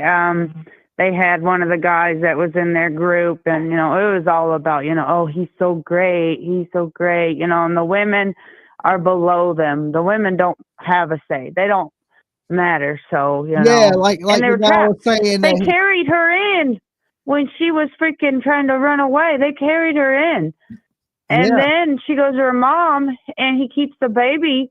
She has no birth certificate, no social security card because they wouldn't let her register. So her only way back to that baby was to go back with him. And then, I don't know, she lost it. yeah, I agree with you, and I wouldn't say, not guilty for anybody, but this girl. You know what I'm saying? I'm like, whoa, there's Right. different circumstances for every case. If it was just a mother killing her baby, I would be like, this bitch needs to fry. But this ain't a case of I that. know. This is a case of abuse. Yeah, that was my first thought when I heard about it. And then I started watching. I was like, oh my gosh, this is so sad. Like, I mean, I'm all for, like, you hurt a baby or someone that's disabled or elderly, like, you got a special place in hell. You need to freaking go to electric chair, the P words. They need to freaking be, I think it should be a death sentence for that too. But like this one, I'm like, she lost it. Yeah. And I ain't saying free her by any means. I'm saying get her to help. I'm saying just get her to help that she deserves as a person, as a human, as a fellow human. Right. Me too. She has to live with the fact that she killed her baby under a schizophrenic episode. It's horrible to even say it, but if you've been around people with mental health illnesses, you would understand this. I've been around schizophrenic people. Exactly. I've seen it firsthand how they're not attached to what's going on in reality. Yeah, I know. I met a few, dated a few. Well, get your picker fixed. That should be the first thing you do. Okay. My picker's done picking. All right. You be good. You be good. You stay safe. All right. You too. All right. Peace out. Yeah, ladies, first off, make sure you don't get with no crazy dude. As soon as you see some signs of craziness, get the hell out. But look, everybody's the best at first. When you first meet somebody, of course, they put on that show, they're the greatest ever. I'm this person, but really the longer you stay, the real person starts to come out. Right. And, you got to be aware of that. Once you start seeing signs of deception, like this ain't the person that originally it was that I first started dating, you shouldn't change. Right. PJ was just as crazy when I met her. Right. She was like, you got a girlfriend? I was like, nah. She was like, well, you do now. And I was like, all right. I was scared. And it's the same thing today, right? She just reminds me every day, hey, I will stab you. You have a girlfriend. I'm like, okay, babe. All right. So nothing's changed. Nothing's changed. And it shouldn't change for any of you. And if you see changes, get the hell out of Dodge. Okay. Get the hell out of Dodge. So, me, I'm capital punishment. I don't want to see anybody do something horrible and get away with it. And I don't think this girl should get away with it. Okay.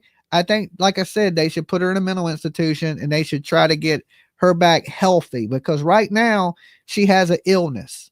Okay. She's not healthy. Healthy people wouldn't have done that. People with a healthy mind.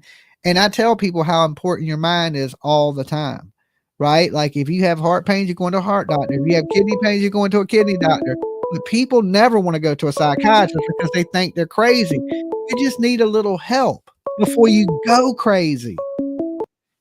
Dolly. Hey, Dolly. Hey. This is Challenge Daily. How are you doing? Hey, Challenge Daily. I'm doing all right until PJ gets home, and then I might not be doing so great. I know she's going to whoop your ass, but you might deserve it. At least I ain't bringing home no sister wives. There you go. Yeah. Well, what I wanted to say is this girl, I guess she's been hurt so bad through all this. She figured the only way out, because she did reach out to several people, right? Mm-hmm.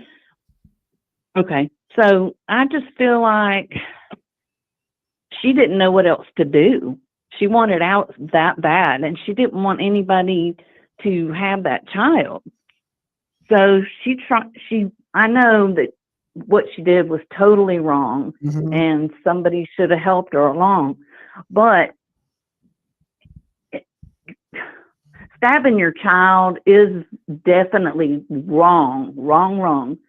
But the fact that she tried to axe herself out, that also tells me that she didn't want to, live any longer. That was it for her. Yeah.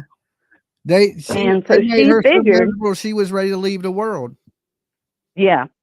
And so the thing about that is, how can they put somebody, they need to put all them other people in prison. Yeah. All the caused her mental distress.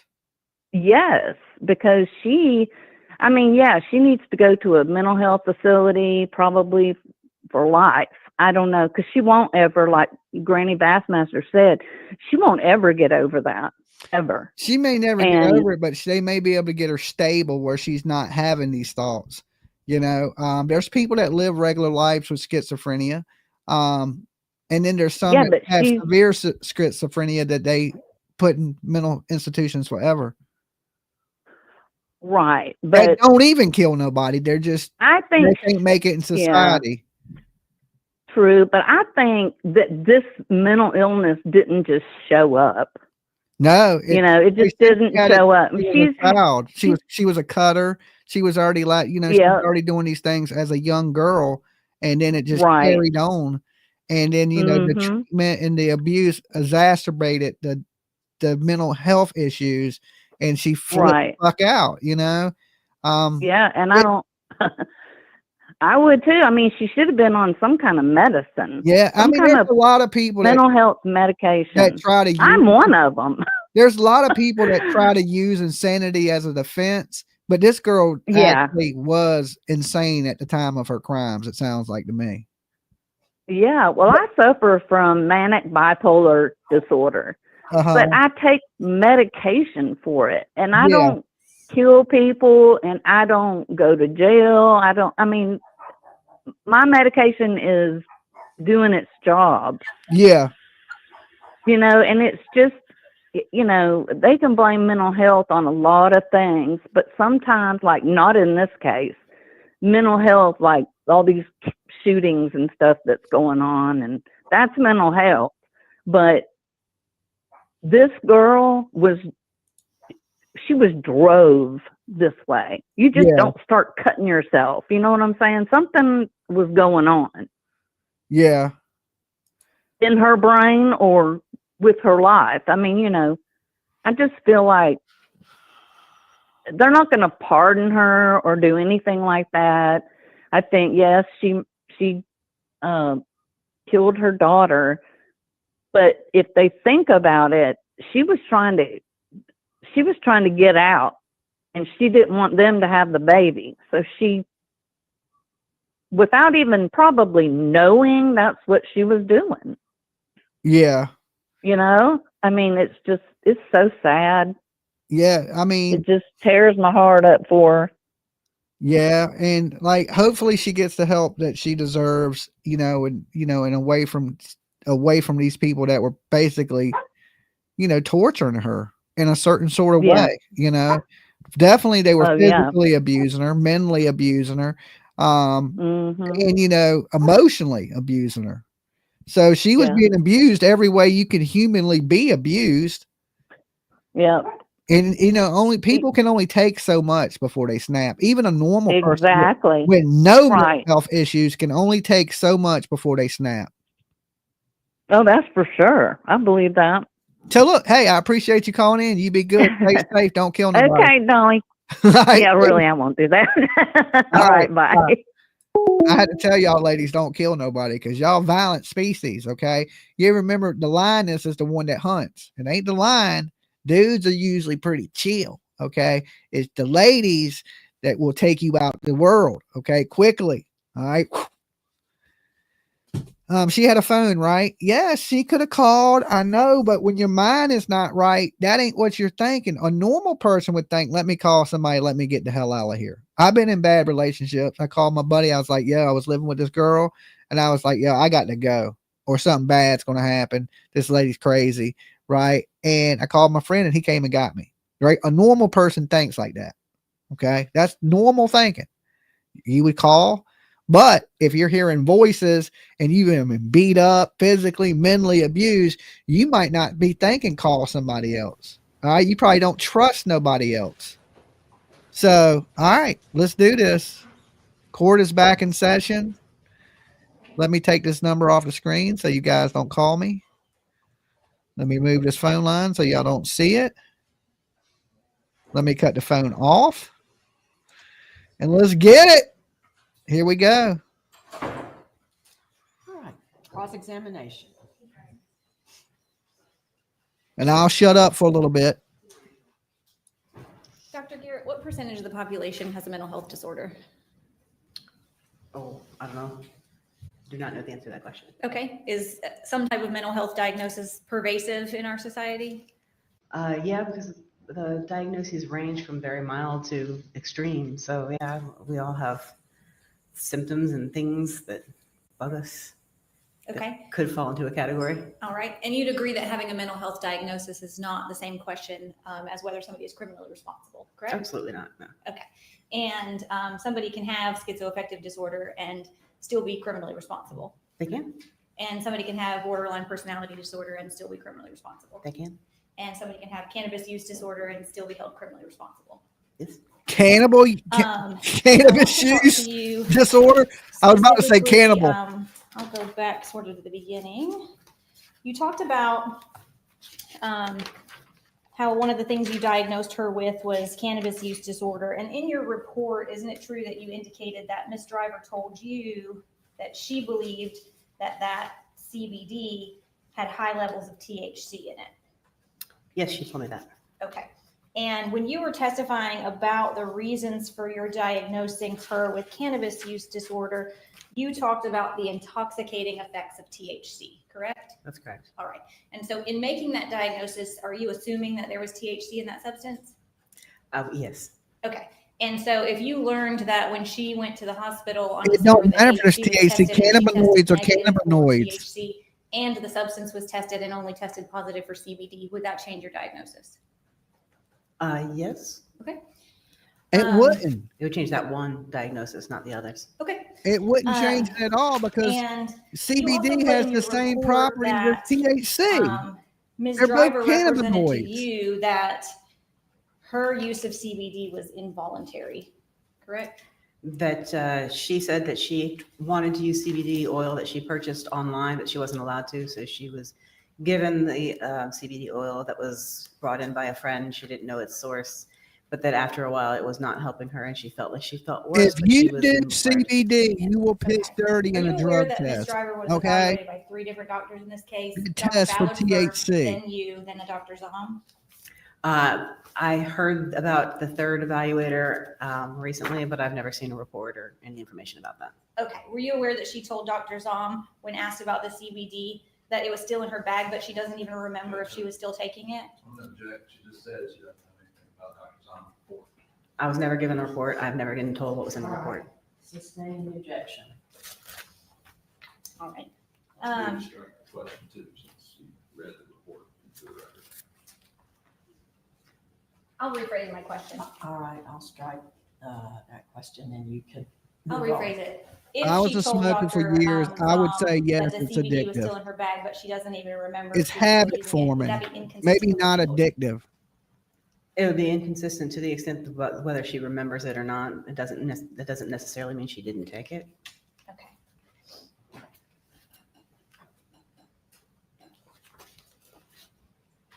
Now, This you is the state indicated that, attacking the state. I think your language was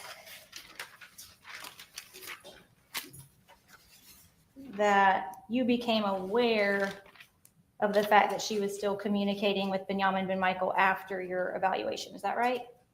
I heard something about her accessing text messages or some sort of communication device from within the jail. Okay. But you spent over 4 hours with her on August the 11th of 2022 and September the 2nd of 2022. Yes. And she told you all kinds of things about her relationship with Benjamin Ben Michael and how abusive and oppressive it was, right? She gave me a lot of information. Did she ever tell you in your 4 hours together that she was still actively communicating with him on hundreds of jail phone calls? She did not. It don't matter. She's schizophrenic and As brainwashed, part lady. of your forensic evaluation process, is it typical for the evaluators to tell the defendant what the possible options and outcomes are for each? For example, would you explain to her the concept of not guilty by reason of insanity and what would have to be found in order for her to avail herself of that defense? Yes. Okay, and that's typical, right? To It is. explain that to them? Dependency It is. Okay, so disorders she like would have Richard Allen. known Yes. from the jump what would have to be proven for her to establish that defense. Not from the jump. Okay, That's not the first thing you tell them. I went through the entirety of her background. I already had gathered all of her mental health symptoms before we even talked about any plea options. So she had already given me her background information, what she had experienced during childhood, what she experienced in terms of her drug use history, what she had experienced with the cult, what she called the cult. And it wasn't until the competency evaluation when we talked that when we went through all the different plea options and what their meaning and consequences are, that was the first time I gave her any information about what the not guilty by reason of insanity plea means. and when it comes to people in your type of position that do these types of evaluations, is it common to explain what not guilty by reason of insanity means? Yes, we've got to make sure that the part of the competency evaluation is to make sure they understand what the different options are and what their potential consequences are. Okay, So yes, we go through each one of the pleas. all right. And she had already met and been evaluated by another doctor, Dr. Ballard, prior to you seeing her, right? I believe so. Okay, and do you know what Dr. Ballard discussed with her about what had to be established for the insanity defense? I do not know what her proceedings are. I don't know when or where It- or how she might have had it. CBD can have I'm sure THC she's in it. It looking has to to be cover under that the topic. I don't know if it was 0.003 the first thing level or the last for them to be able to sell it over the counter. And Trust me, I was a smoker for 20 years. you indicated I know in every your legal report that thing when about you weed met there with is. her, Okay, that's one thing I do know. your All language right, here, and trust me, I you feel a found her to lot be able to better since maintain a I've quit. reality-based Less conversation, paranoia, and less statements that she made anxiety. during the interview were logical, coherent, and relevant. At the time of the evaluation. Okay, so when you met with her, she was stable on her medication, and you didn't have any concerns about her being She able. The first time she was mildly hypomanic. but yes, she was THC gives you a generally head stable. high. The second time she CBD was gives you the expressive, body but high. She was not actively hallucinating. Okay. And you indicated that she relayed to you that the relationship and the status of the sort of polygamist lifestyle was positive? That's what I disorder didn't I ask her had. about Cannabis that. use disorder. She relayed to me that she joined the group, that other people joined, and that at the end she I didn't was know I had a questioning things, sickness. but we didn't talk in any depth about how she felt about the relationship in the early years, the sort of the honeymoon years. We didn't talk about that. All right. Well, did you talk about how she felt about those relationships in the later stages? She didn't talk about the sister wives at all. I don't know why I used sister wives, because that show, I guess. Okay. But the other wives, she didn't. She talked about them existing, but she didn't say good or bad things about them. So when she met with you, she expressed complete indifference about all the other people in the group and her lifestyle. Yeah, she just described it. She didn't say whether she had thoughts or feelings about it. Okay.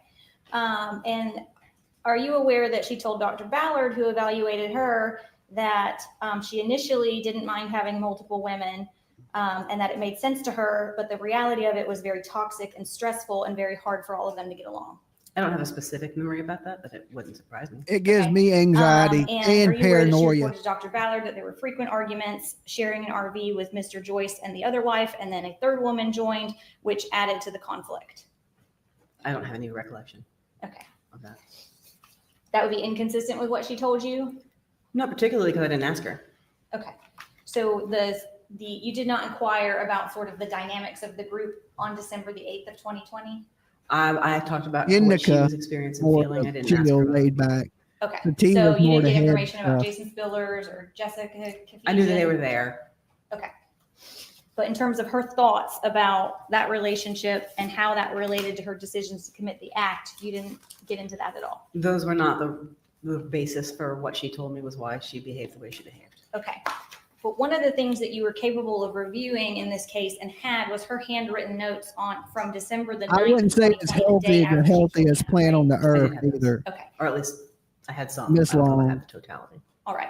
So in terms of her very first statements about why she killed Hannah, are And, you you aware know, I that was she a said, "I smoker was for going what, insane and 20, no longer 30 wanted years? to be with his friends, but kept coming back for him"? I don't have a specific memory of that, but I may have had that piece of information. Okay.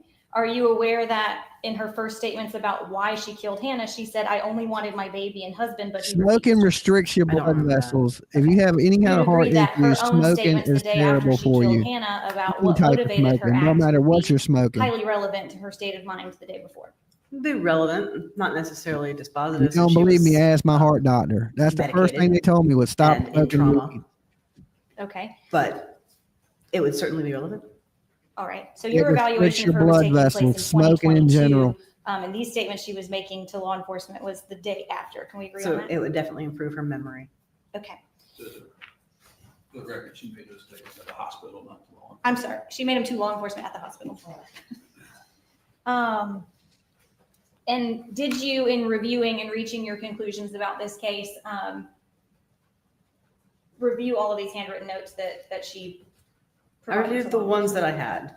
Okay. Can I approach and show you and see if you recognize them? Sure.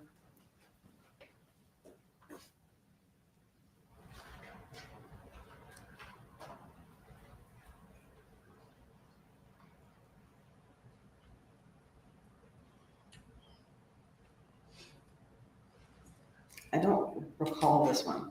Okay. And in your report,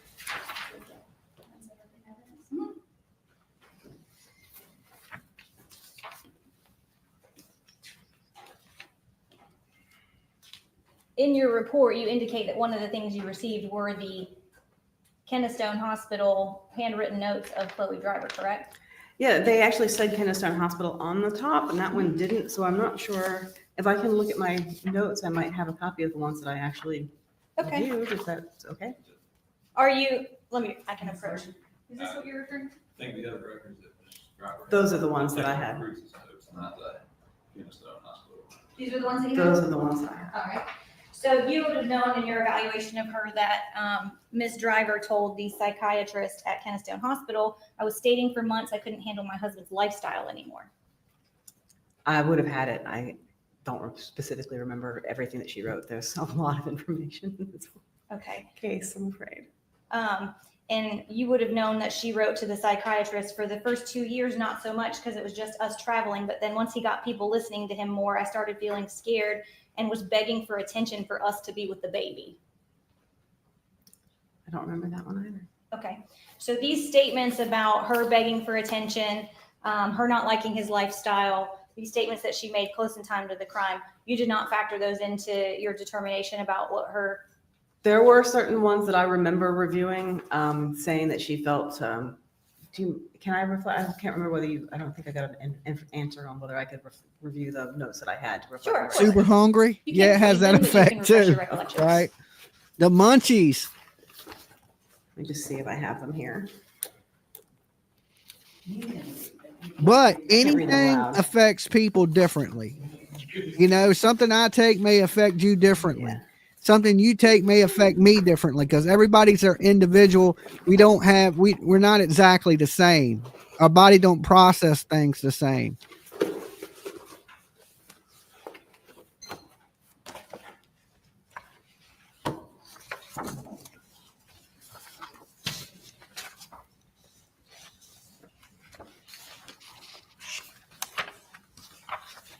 Ugh.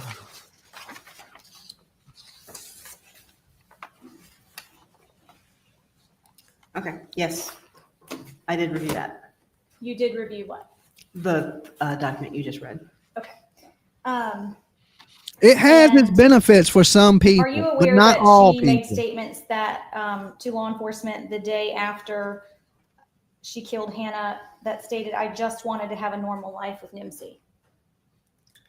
I don't have a specific recollection. It wouldn't surprise me though. Okay. And would statements about wanting to have a normal life with her baby, wanting to be with just her husband and her baby, and wanting to be away from the cult, would those things be delusional? No, Ugh. Okay. Those would be rational, right? I believe so, but they could be influenced by her mental health condition, but yes. Okay. I want to talk to you a little bit about Miss Driver's statements in evaluations and in the investigation of this case that are relevant to her ability to distinguish between right and wrong. Are you aware that one of her first inquiries while in the hospital was, "How long will my prison sentence be for killing her?" I have heard that. Okay. And from a psychological standpoint, let me rephrase my question. Is that consistent with her statements to you about her ability to distinguish between right and wrong? It certainly reflects an ability to distinguish between what's legal and not legal. Okay. There's a little bit more gray area when you talk about right and wrong on a more ethical, moral appropriateness level. Okay, but we're talking about the law. So would you agree with me that she has expressly made statements that she understood what she was doing to Hannah was wrong? She did state to me that she knew that it was wrong, but she also stated, "I was at peace because it's how it's supposed to be." Okay. So this, again, both sides of that coin. Yes, she appeared to understand the legal wrongfulness, but there is some question about the moral and appropriateness in her Okay. mind. And you said you had Dr. Ballard's report when you did your evaluation. Are you aware that she told Dr. Ballard, "As soon as it happened, I regretted it. I thought I shouldn't have done this. This was not supposed to happen"? I said before, I didn't read her report all that carefully. I did review her report, but I don't remember the specific things that she said. But a statement like that after the fact also would not surprise me. Okay. So you'd agree that the best historian of whether she understood the difference between right and wrong would be her, correct? Maybe. Okay. And when she was expressly asked if she thought her behavior was wrong, she said yes. That wouldn't surprise me. Okay. And in being evaluated by Dr. Ballard, are you aware that when she was discussing whether she knew her actions were wrong, she also volunteered that she locked the door so that she could also stab herself in the throat and make sure that she died? Yes, I'm aware that she locked the door to try and kill both herself and her daughter. And are you aware that those were statements made by Miss Driver in response to whether she understood what she was doing was wrong? Yes. Okay. Based on her report. Right. Well, and you're relying heavily on her report for your testimony about her delusions. And based on correct? the other psychologist report. Understood, not Ms. Driver's report? Right. Okay. Yes, I did rely a lot on Ms. Driver's report. Okay. And with regard to your inquiry with her about whether she understood what she was doing to her daughter was wrong, isn't it true that she told you that she apologized to her daughter before she repeatedly stabbed her in the neck? She did say that she apologized. And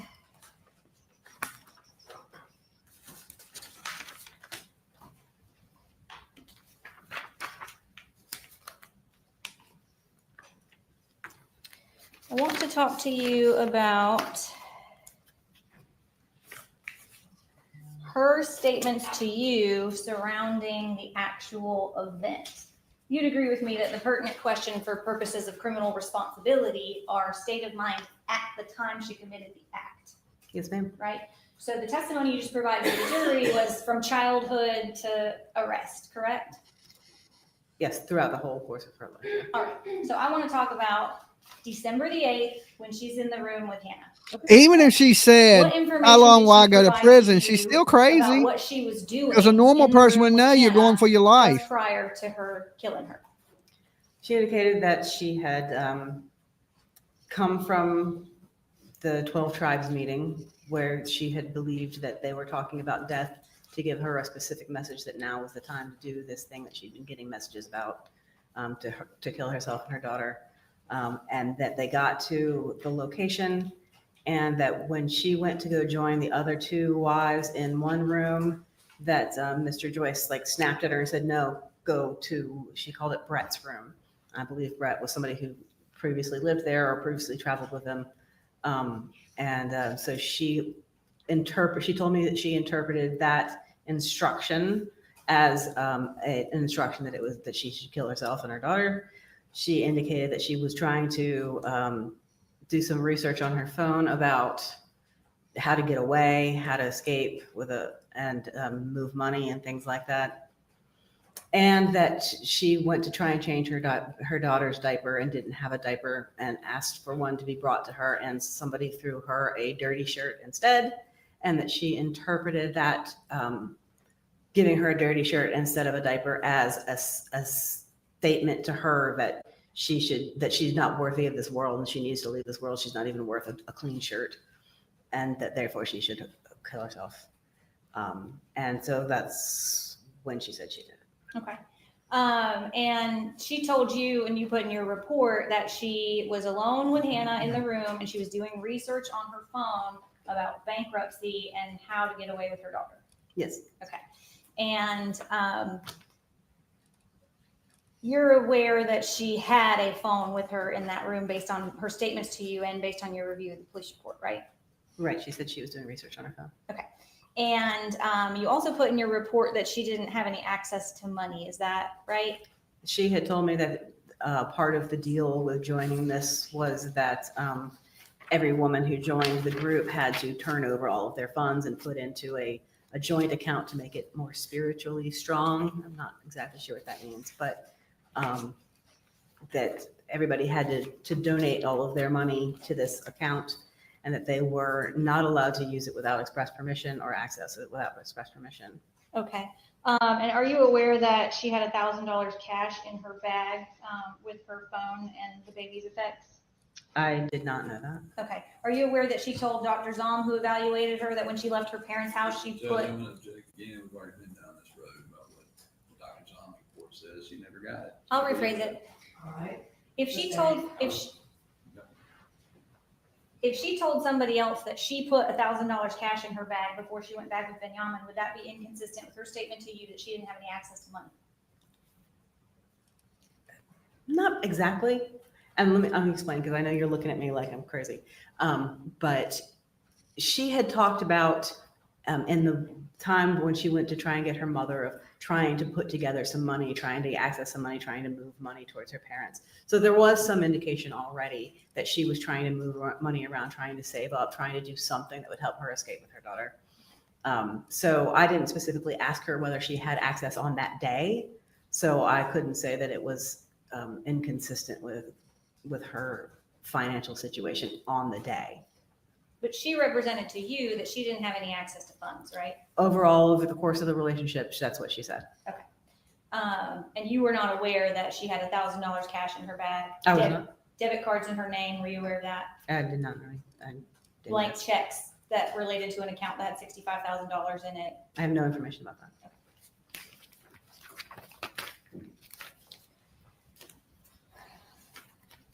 With regard to the actual event, we talked about her telling you that she knew it was wrong, and her statements to Dr. Ballard that she knew it was wrong and immediately regretted it. And we talked about her statements about locking the door to make sure she could accomplish the acts. I want to talk about the specific trigger that caused her to kill Hannah.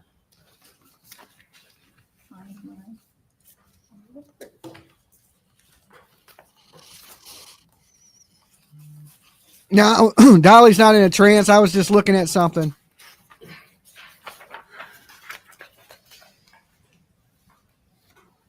Did she tell you that Benjamin throwing her the dirty shirt for Hannah was the last thing that triggered her, that nobody wanted her or Hannah to be here? I believe that was the last trigger, yeah. Okay, so she needs a clean shirt for the baby. She tells you he throws her a shirt up to the window. He's in the driveway and tosses her a shirt up to the window, and it's dirty. That's my recollection. Okay, and she indicated that was the trigger that told her nobody that wanted her or the baby to be there. That on top of 3 months of seeing signs and symbols of those things, it was sort of the straw that broke the camel's back, I guess. Okay, but on the 8th, in terms of her state of mind on the 8th when she committed the act, that is what she relayed was her trigger for committing the act, correct? It's what she relayed was the last thing that happened before she triggered the act. I mean, nobody can be parsed into one moment in time. Everybody's life builds upon itself. So if 3 months of seeing everything as being a sign that she's supposed to kill herself, the fact that it was a shirt that finally tipped it over, the last thing that happened, doesn't mean that's the trigger. It's the last thing. The final thing. You can only Right. take But if so this much jury as is a going human to being. evaluate what her state of mind was at the time of the crime, you'd agree that her state of mind closest in time of the crime was what was happening in that Say room hey to everybody. with Hannah on that day. Not really, because like I said, we're not just a moment in time. You want me to blow you My up? sitting here in this chair, speaking Alright, to all of hold you, on. Find the and button. having butterflies in my stomach and I didn't blow you up. anxiety is One more, not one more, just right here. because I'm sitting here right now. It's because I've sat here before. It's because I've sat BJ here made it. before. Did you It's come to because I've study? experienced it before. And all those experiences lead up to how we interpret events. And unfortunately, in this driver's case, all of those experiences were, you shouldn't be here. You're bad. You're going to be punished. The world is going to end. And you and your daughter are sinful and you need to not be here anymore. And every single new thing is not a separate thing. It's an additional thing. It's adding a weight on top of a weight, on top of a weight, on top of a weight, until the bench finally crashes. Like 22 for women. How much information did she give you about exactly how she killed But I mean, Hannah? Was her memory intact? Did she Then have any her whole basis of her problems family giving life you the play-by-play? She basically freaking She basically said it was fuzzy. She remembered that she had done it. She and remembered that she had literally harmed herself deserted her. and harmed her baby. And I didn't get I up. just First I it's stabbed like her she's and then I showing stabbed you her that there and then I trying started to with get you out do that. of the Did you situation. ask her? Yeah. I asked her what happened. So that was and like she her told last me ditch what effort she of like, remember as far as I could I tell, know this. but I did not try and get a blow by blow not. because that's not necessarily relevant to my question. Okay. They're making it as if Her like she memory had of the me. event is not relevant to her mental state at the time she committed She the crime? remembered it happened. Her memory of the specific identified details is not, it could have changed over time. I asked her to tell me as much as she could remember. She told me what she told me. It was relatively vague, but I did not get I moved my arm this way, I moved my arm that way, I moved that arm the other way. Okay. Did she report to you that her memory was vague? She just gave me a vague report. I don't remember what she said about about the quality of her memory. Okay. And I want to talk to you a little bit about what specifically vague means, because obviously her mental state during the commission of the crime, what she did, what she remembers, is relevant to whether she understood the difference between right and wrong and what motivated her actions. So let's break it down. Did she tell you that she went downstairs and grabbed a knife from the knife block in Gerald Aglin's kitchen? She did not. She did not tell you that. Okay. Did she tell you that she didn't even look at the knife? She just walked up the stairs, looked down, and closed the door and locked it? She did not. Did she tell you that she was scared that somebody would come into the room if she didn't lock the door? She did not. Did she tell you that she played a lot of video games and she knew that if you stabbed someone in video games, they die immediately? She did not. Right. Did she tell you that she fed Hannah, breastfed Hannah, and then laid her down on the bed? She did not. Did she tell you that at that time Hannah was happy? She did not. Did she tell you that she laid her down and stabbed her in the throat? She did not. Did she tell you that she stabbed her once, but she wasn't Thank dead? you, She was Heather, quiet whatever. and bleeding out. That is awesome of you. Okay. Did she tell you after she stabbed Hannah once, she stabbed herself in the throat 3 times? She told me that she stabbed herself. Okay. Did she tell you that at that moment she was standing there wondering why they weren't dying? I don't remember that. Did she tell you that she was confused at that moment because they were supposed to die immediately? No. She did not? No. I don't have no recollection of her saying that. All right.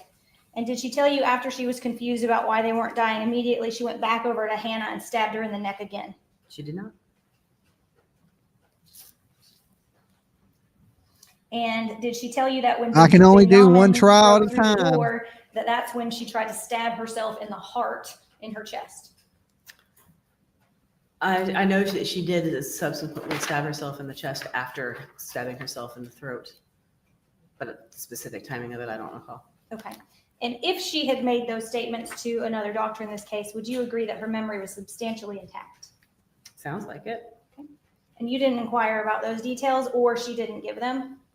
I didn't specifically inquire about the blow by blow. I talked to her about what thoughts and feelings and experiences that she was having leading up to and during the event. Okay.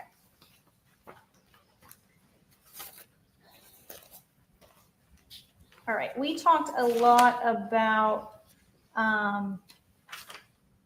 her delusions, and you indicated that just because you have a delusion or a delusion disorder doesn't necessarily mean that you can't be held criminally responsible, right?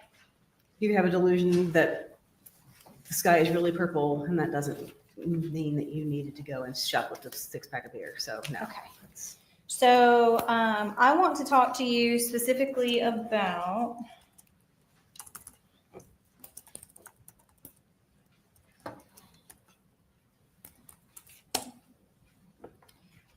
I'm going to try to do a modern day flip chart here, so bear with me. We will complete this together. All right. Can you see this on your screen? Can you turn on the screen, Yorna? It's on. Okay. Just warm it up. All right. All right. I want to talk about what delusions she indicated she was suffering from on December the 8th of 2020. And I want you to tell me what they are, specifically what the particular delusion was, and whether that related more to her general worldview or whether that related to Hannah and the acts that she committed against Hannah. Okay, I'll try. Okay. But you're presuming that a person who's mentally ill has got something that's this easily definable. There's a lot more mud in this water than a box over here and a box over there. So I will do my best, but Well, you have used the broad term, she suffered from delusions. And this jury is going to have to make findings about what particular delusions and how those related to the act.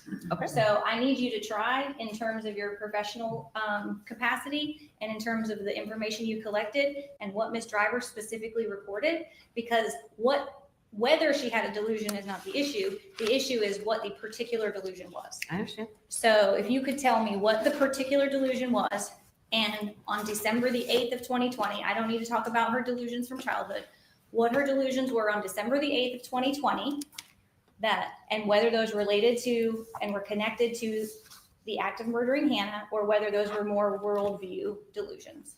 Okay. She had delusions of reference Okay. that don't appear to be related in any way to their worldview or religion.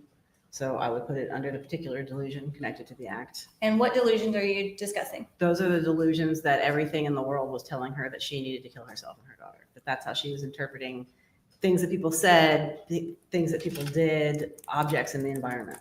Okay. So just a general, everything was telling her to do it. Well, she had specific things that she mentioned. She mentioned the people at the 12 tribes talking about accepting death.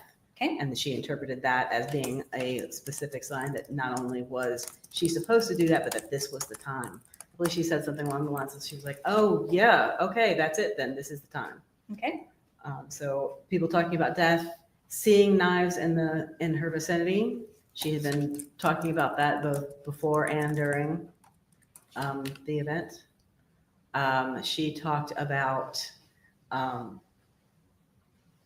those were the two biggest ones. She talked about a whole bunch of other things, odd beliefs about the world that may have been things that her husband taught her. I don't really know much about his belief system that he's set up. Mm-hmm. She talked about there being only 169,000 people in the world, and that everybody else is a demon control robot or something like that. Can we talk for a minute about the difference between a delusion and a bizarre belief? Yeah, woman, you're delusional. I'm playing. On direct. There's a difference between like a delusion and like a conspiracy theory. So when you're having like a group mentality, like a cult, and they all subscribe to like a particular set of beliefs, and you're not just evaluating one person's mental state, but a collective belief. That doesn't necessarily have to be a delusion, even if it's a fixed belief that is seemingly completely disconnected from reality. Generally speaking, but if you take a set of instructions and a set of circumstances in which the only information that a person who already is delusional and give them that information, just because it's consistent with the information doesn't mean that it's not playing on her delusions, increasing her delusions. She already had delusions that were paranoid, that people were out to get her. So when you add on top of that instruction that is firmly rooted in this guy's power and ability to say, your paranoia is correct.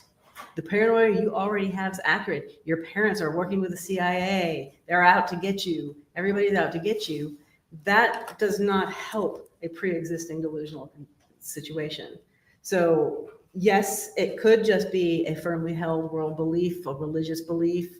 Certainly some people don't believe other religions and think that's weird that people believe the things that they believe. But in this particular case, you're talking about a woman who was already damaged. She was already delusional. And you pile more false information on top of that, and you can exacerbate that existing delusional set. And so you can make delusions worse. You're more likely to believe the information that's given to you if you're already delusional, if you're already paranoid and they say, oh, yeah, but you're not paranoid. The CIA is really after you. You start to believe that. And if that's all you hear, that's everything that's everybody around you. And that's how cults work generally. I'll give you that. That's how religious movements work. That's how all of those conspiracy theories work. But the problem is that in Chloe Driver's case, there's clear evidence, self-report, which is supported by other information, that she already had delusional beliefs and she was already susceptible to that. So they were just made worse by the situation.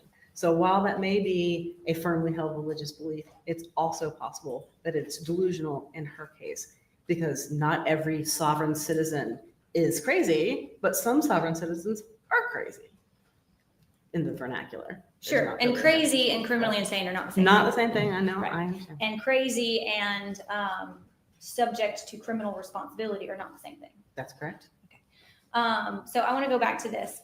With regard to her thought process on December the 8th of 2020, based on her self-report, your evaluation, your review of the file, were there any other particular delusions, and what were they, that were connected to her act of murdering Hannah? The other one that I would say would be the magical thinking that she experienced. And that is also related to the religion that she was being taught, that she was being fed on a daily basis. But she was being told that she had the capacity, the ability to change the world, cause pain or solve pain, cause a catastrophe or save the world from a catastrophe. And she already had magical thinking before this. She had beliefs that she could read minds. There was all other things going on with her before all this happened.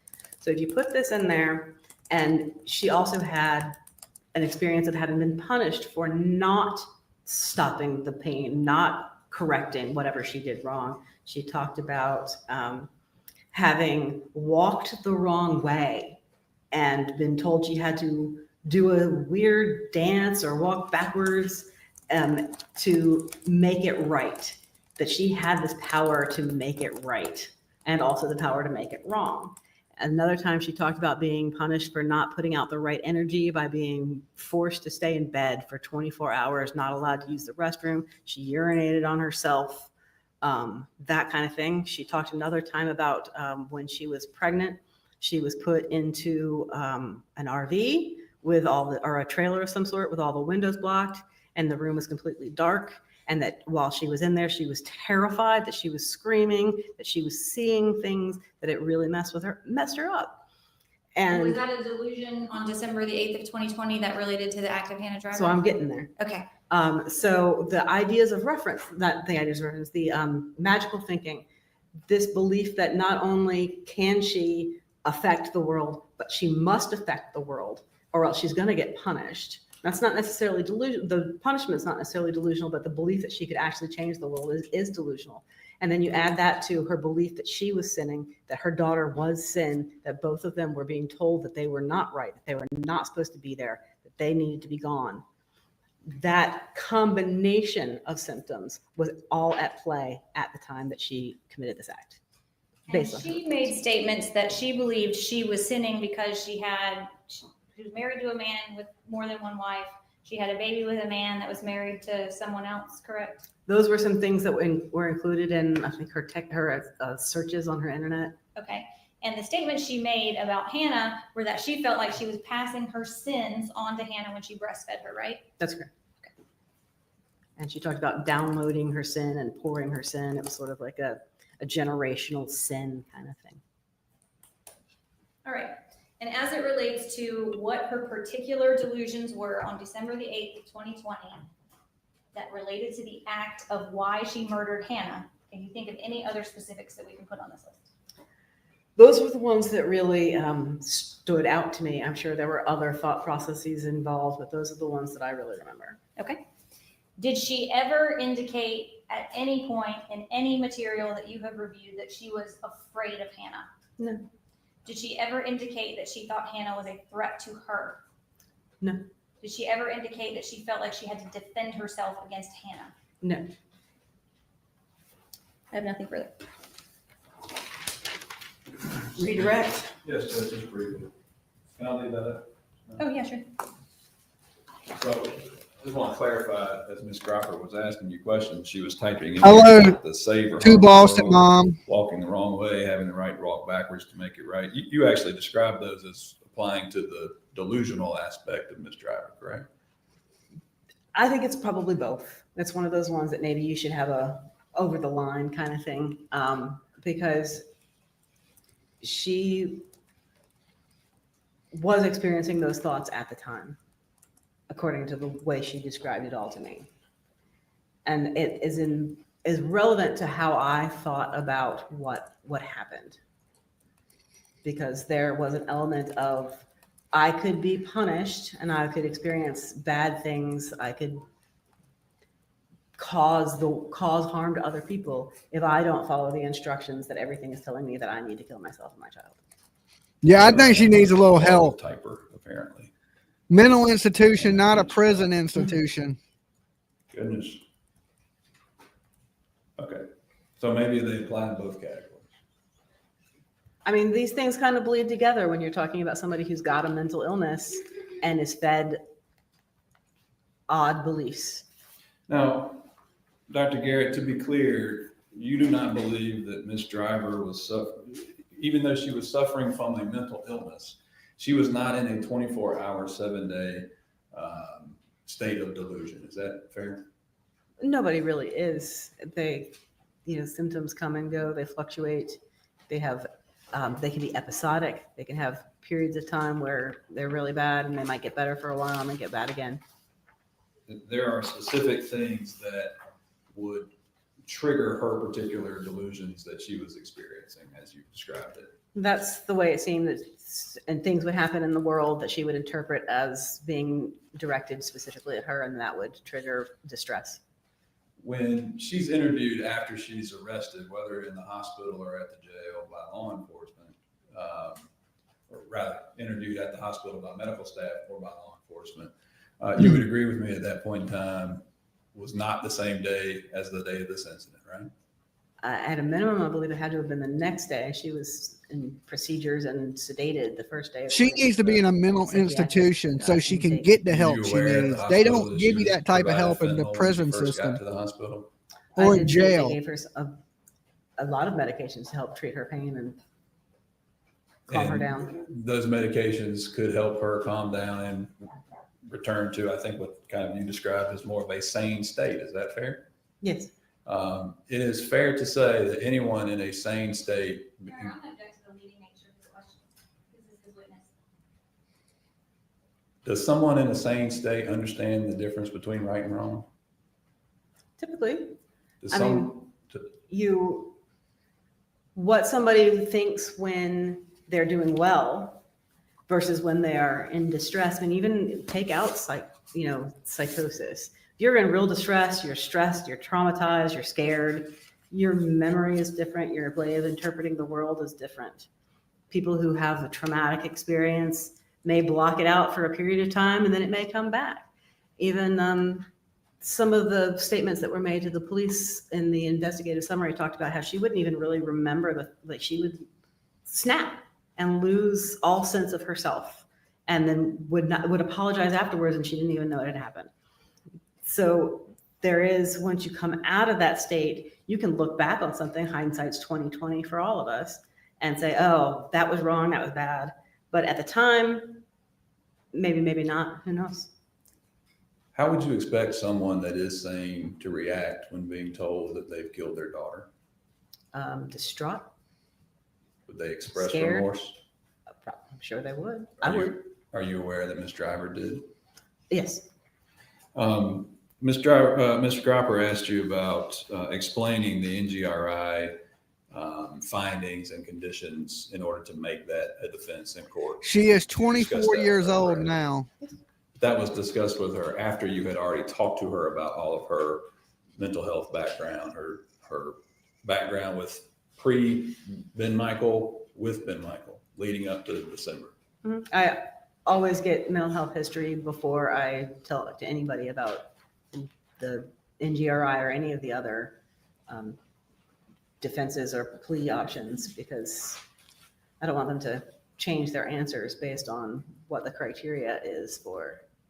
Did you have any reason to believe that she was telling you these things in order to fit this narrative of an NGRI defense?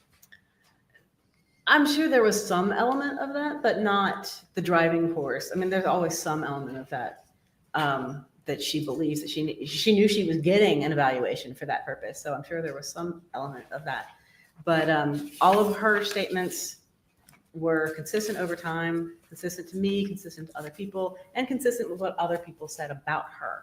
And so there was a lot of evidence that the symptoms she talked to me about were things that existed before, during, and after the alleged crime. So she's in your statement about the insane. trigger of the incident that day, about the clean shirt and her not feeling worthy of a clean shirt, you're not saying that that is the specific thing that made her do it. Really, it's a combination of things she experienced over the months leading up to that day. Yes. Including the 12 tribes that morning, including the treatment through this religious cult group aspect, right? Yes. Thank you very much. Oh, wait, hang on.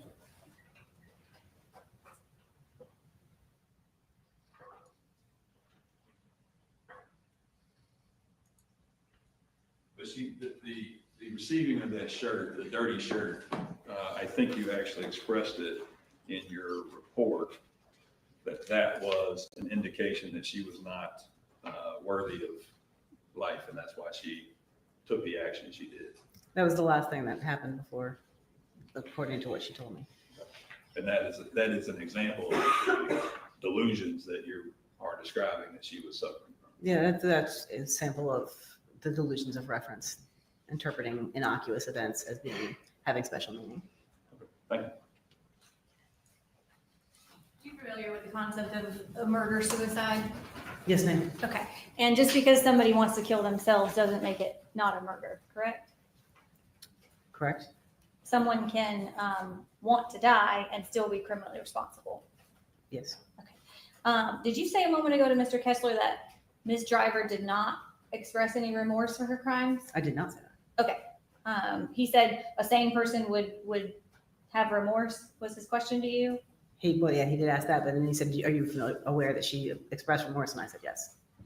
That she did express remorse? Yes. Right. And in the hospital, she in fact wrote, "I'm sorry I killed her," right? I understand that. Okay.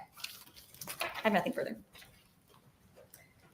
Any further questions of this witness, Mr. Kessler? Okay. All right. Any reason to keep this witness? No. All right. Thank you, ma'am. You may be excused. Well, the prosecutor's just doing her job. You know, she's trying to prosecute. Members of the jury, we are going to conclude today's proceedings at this time. We're going to let you have the afternoon off. Please leave us your notepads. And as I have been instructing you, do not have any conversations with anybody. Do not do any research. This works out great. I get my video shot. Including anybody involved in it, any of the subject matter that's been discussed, any of the individuals that have been discussed. Don't look on YouTube or Court TV or any of the outlets that you know are accessing this. Stay away from all of that. And we will see you on Monday morning at 9 o'clock. I can let you know that while it's hard to predict the schedule exactly, we do expect that the case will be to you for your consideration by midweek. So we are on schedule as far as what we expected, maybe a little bit ahead of schedule. So thank you for your service this week. Have a good weekend, and we will see you on Monday at 9 o'clock. All right.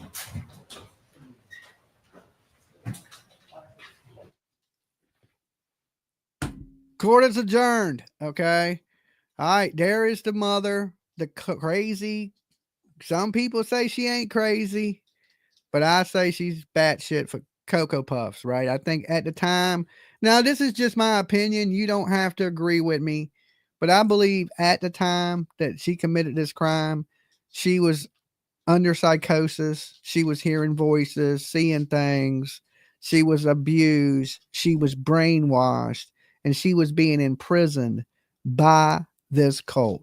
Okay. You may see it different than me, and I don't have no problem with if you perceive this differently than I do. I think she does need to be locked up. Okay. But in a mental institution so she can get the help that she needs, because apparently she's had problems since she was a teenage girl. You know, she started off as a cutter, which is hard to understand. I went to high school with this girl that would cut herself, right? And I never quite understood it, but I watched this girl slice her finger open one day, and ever since then I stayed away from her. I just was like, I don't know, she's cuckoo, right? And she seemed like a super normal girl, would hold a normal conversation with you and everything. I was standing there talking to her one day, and she had a soda can in her hand. She stuck her finger in the can and just spun her finger around the rim of the soda till she was pouring blood. And she was just talking to me like holding a normal conversation. And I was like, oh my God, this girl is crazy. And I avoided her the rest of high school. I just kind of like, was like, and she was a really pretty girl, but I was just like, yo, she's crazy. Right. I knew right then that something was wrong with her. Right. And she never flinched. She never like, you cut me, I'm going to be screaming, right? This girl never, she just as calmly was holding a conversation with me, cutting herself. And I was just like, oh my God. Right. So you can tell, right, when I hear about these people that cut themselves and then they go on to have mental health issues, it makes me think that whatever's been going on with her has been going on with her for a long time. Right. So hopefully she gets the help she needs. Now, like I said, I don't want to see her walk free. Don't get me wrong. She killed her baby. But I do think she needs some mental help, and she can get that in a mental facility. Jails and prisons they're not places for mental help. Okay. And I think this is somebody that needs help. Now, if she hadn't have been in a cult and she hadn't have been being controlled and brainwashed, I would go, she's a baby killer. Let's give her life in prison without the possibility of parole. It's hard not to feel a little bit sorry for her. And I know what some of you are thinking. She had choices. She had a phone. She had money. She could have left. But when your brain's not operating right, yes, of course, me and you guys, we would have left. But we're not talking about us. We're talking about somebody that believes she's trapped and there's no way out. And if she leaves, they're going to take the baby and things like this. And she was physically being abused. She was mentally being abused, and she was emotionally being abused. How much abuse can one human being take before they do snap and go insane? I think I could. If you abused me and tortured me and emotionally abused me, I think even I could snap. It don't justify the killing the baby, but it says, hey, this person needs help. They wasn't in their right state of mind when they done it. So I would say, put her in a mental institution and let the doctors determine when she's fit to rejoin society. Now, I agree with some of you guys. She shouldn't be having kids. People with these really bad mental health issues shouldn't be having children because they're not capable at certain points of taking care of those kids. At some points, they're fine, right? If anybody's had a family member that has mental health issues, right? I've been around a bunch of crazy people, right? So I know sometimes they're fine. They can hold a normal conversation with you. I got a nephew that thinks UFOs are coming to get him. Okay. He thinks aliens are talking to him. And sometimes he's perfectly fine. Other times he's walking around with a Bible in his hand, preaching to people that ain't there. Right. So if you've been around people like this, then you'll be more understanding to it. Now, if you've never been around somebody that has mental health issues, you might not get it. Right. But like I said, I have a family member that believed Jesus and angels and aliens and all kinds of people are talking to him. He's hearing voices. He's seeing things. And he keeps getting in all kinds of trouble, locked up all the time. It happens, right? When you have mental health issues, it's a totally different game.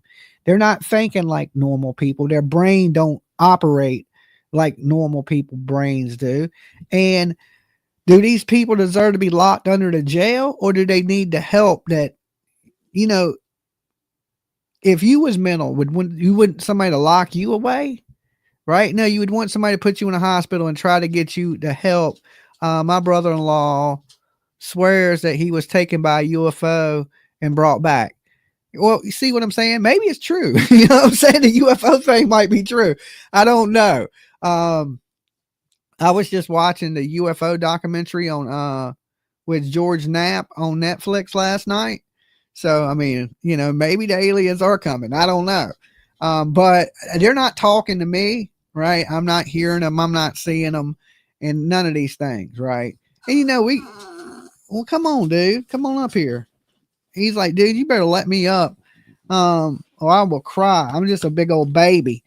So Wrangler is a big old baby head. You just a big old baby head. Where's my kisses? Where's my kisses? All right. So usually, like I said, I would think she's guilty, but on this case, I have to lean with the fact that she may have been insane at the time of it, and let's get her the help that she deserves, right? As any human deserves.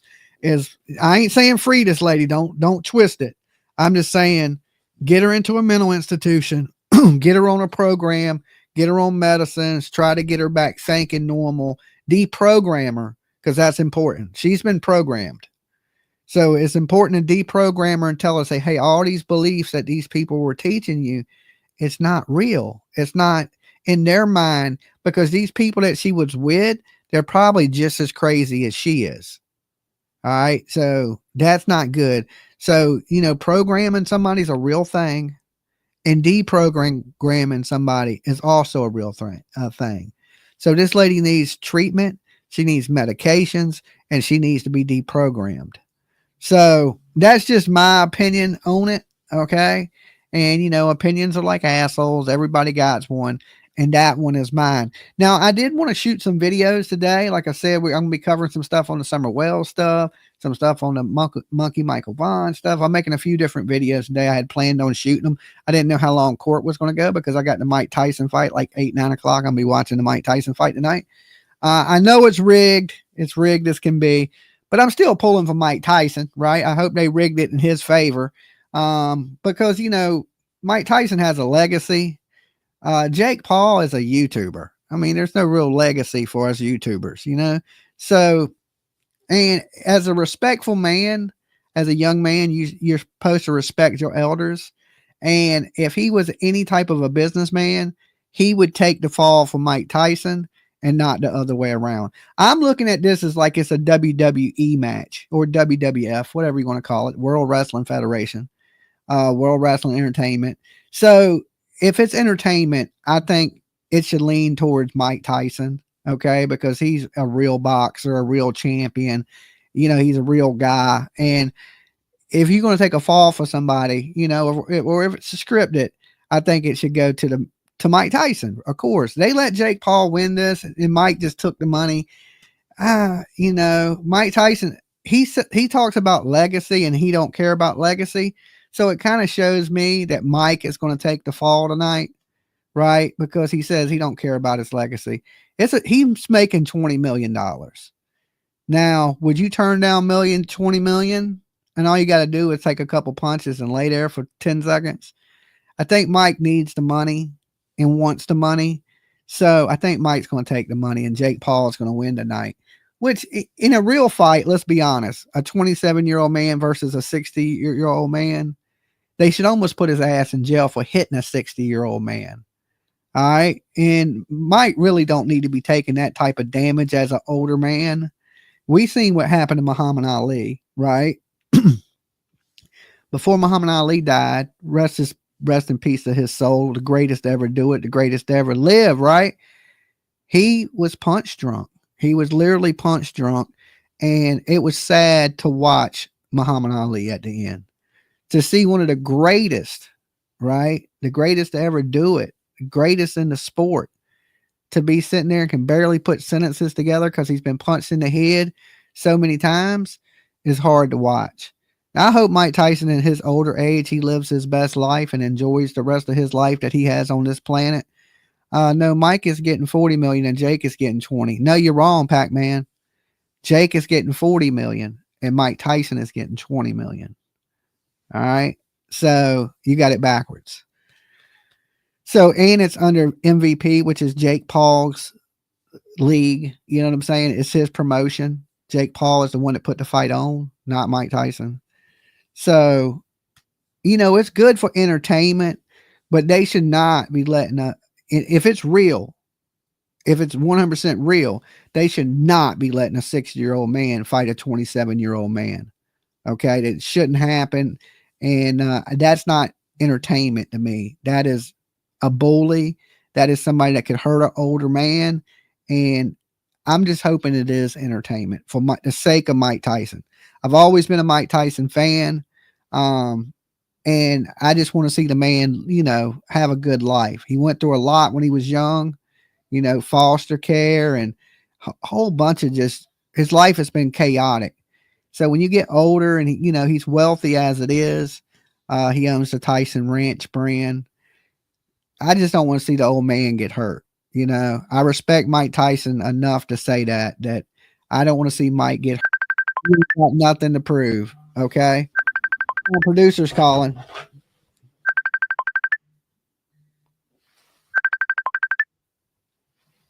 Hello?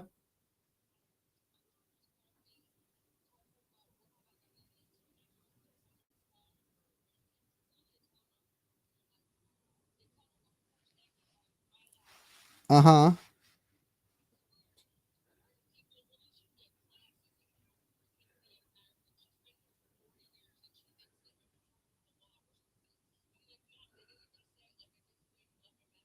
Uh-huh. Oh, okay.